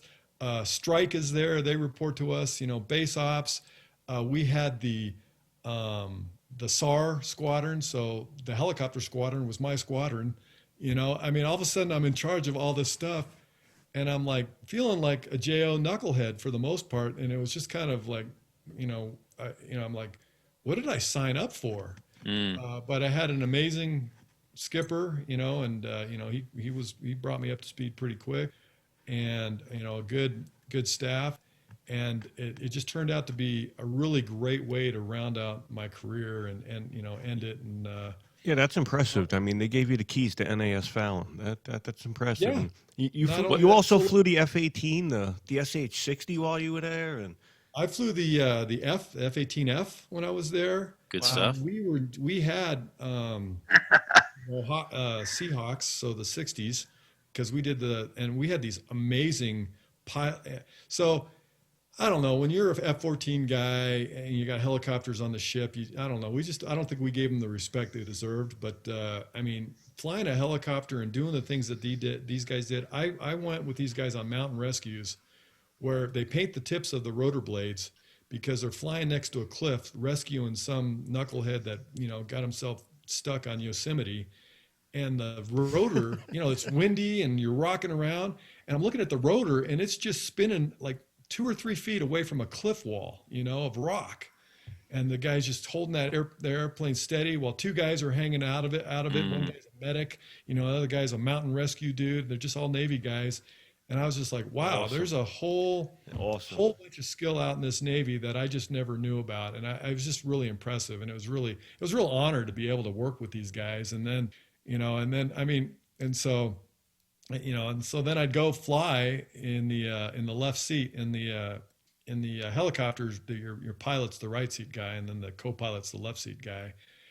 And and so we take off, and then there's a JO who I felt like a JO too, but I'm the commander of the XO, and he goes, "So XO, you ready to fly?" And I said, "Sure." And he says, "Okay, you got it."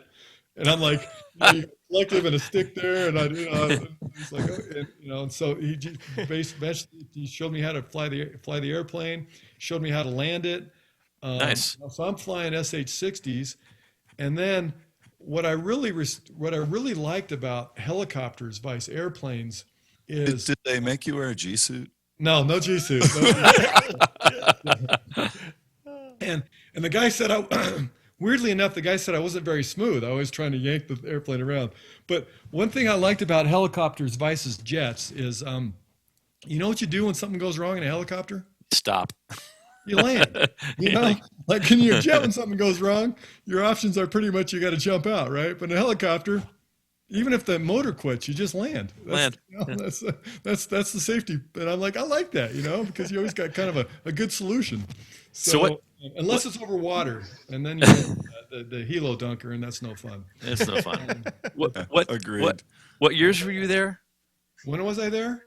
Oh my gosh, 90. Let's see. No, you were in Fallon in the 25 years. I got in 2000s. 87, so I had 25 years to that. Something like that.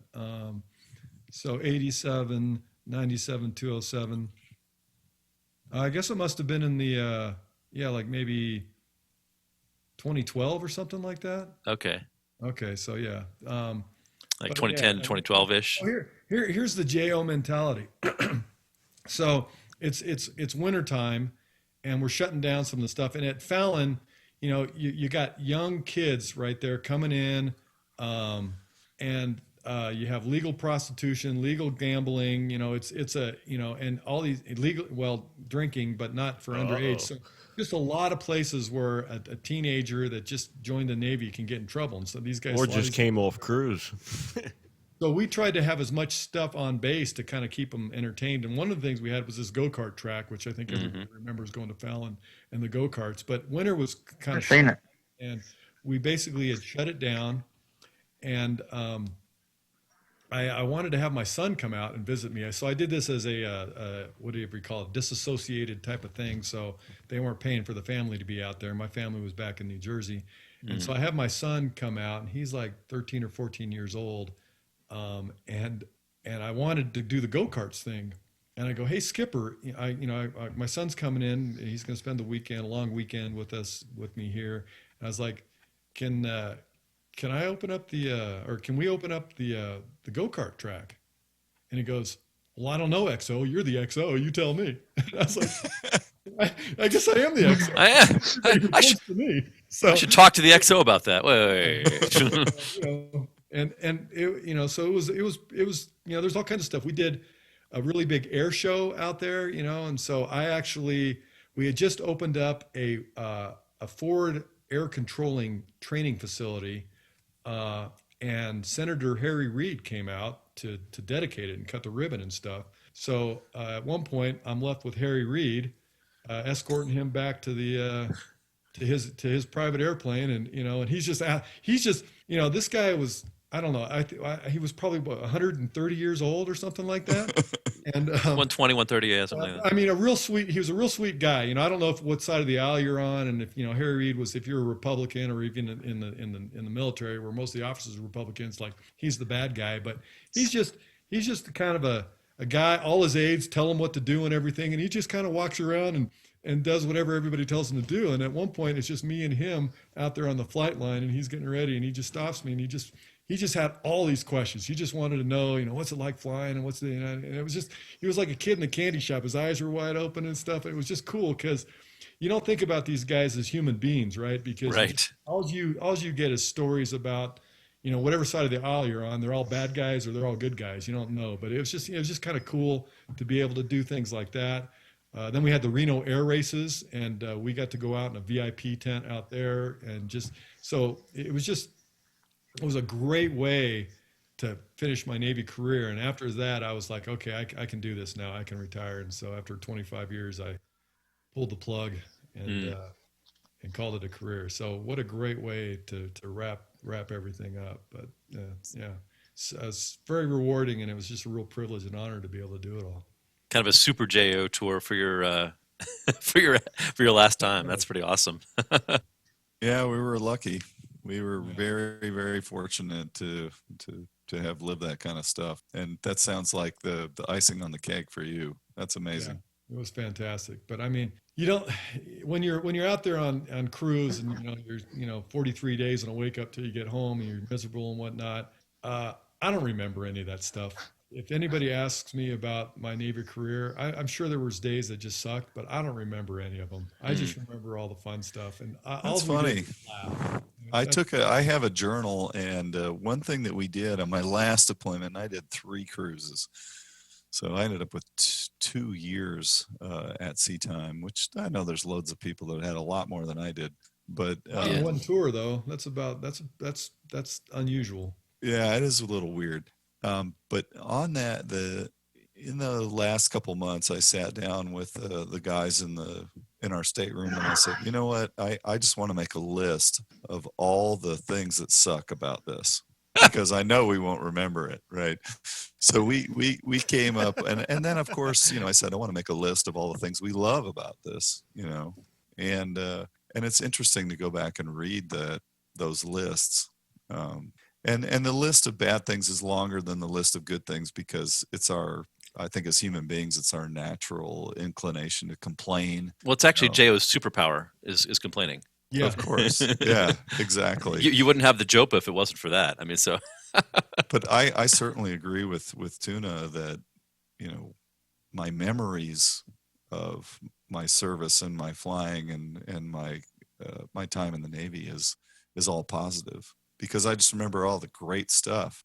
I don't know if that's human nature or not, but to me, I just remember the glorious flying and the amazing times going off the cat shot with TUNA and giggling our butts off, knowing that we are in this incredible machine and somebody has unleashed us into the sky to just go burn gas and make noise and do silly things. I mean, it was hilarious. It was crazy. That's funny, because it brings us to the next segment in the show, which John, Ken, Siphon, you heard it for yourselves tonight. It's cheap to fly a Tomcat. There's not much maintenance involved. In fact, you could use it as a tax pod if necessary. Because T-38s are so expensive to fly at the range, so we'll use Tomcats. So proving the theory that it's a doable situation. And as TUNA had mentioned, it's hot in Yuma. You couldn't even touch the jets with your gloves on, he mentioned. So those poor cats sitting in Tucson, they can't sit there forever. And I don't know, I'm ready to call the ASPCA. But the point is, though, is that it's time, America, the world is behind this, to put an F-14 back in the air as an air show warbird, honoring these very veterans you hear tonight. They gave their lives. They gave their sacrifice, their families. They worked hard. They left behind the greatest history in naval aviation. They deserve 100% to have their baby in the sky, honoring them, especially if the people are willing to pay for it. The volunteers are willing to step forward, to provide the maintenance, to teach and educate these people while they're still here on how this machine operates. And with the help of sponsors, possibly GE, BF Goodrich, Goodyear, the list goes on and on. A lot of people have put their lives into this, and it belongs back in the sky honoring these very veterans. They deserve it. Their families, their children belong in front of it. Especially like when Tuna said, when the Bearcat goes by in the sky with Carecat driving. And I think it was Care Bear. Oh, Care Bear, yeah. Yeah. It's just priceless history. These guys are all legends. They deserve it. This can be done. It's guidance. It's help. It's continuing to support our effort and what we're doing here. And we'd like to see this happen. It's something rightfully deserved. And with that, I want to thank you guys personally on behalf of everyone listening, and awesome careers, guys. Thank you. Yeah, thanks, John. Thanks, Tuna. Thanks for having us. Thank you. Great stories as always, and there's a dozen more behind every one of those. Guarantee it. You know, John and Tuna have about 100 more stories and Siphon. So easy. Behind every one of the ones we heard tonight, there's a dozen more that are equally entertaining. Great stuff. Thank you again, guys. Thank you.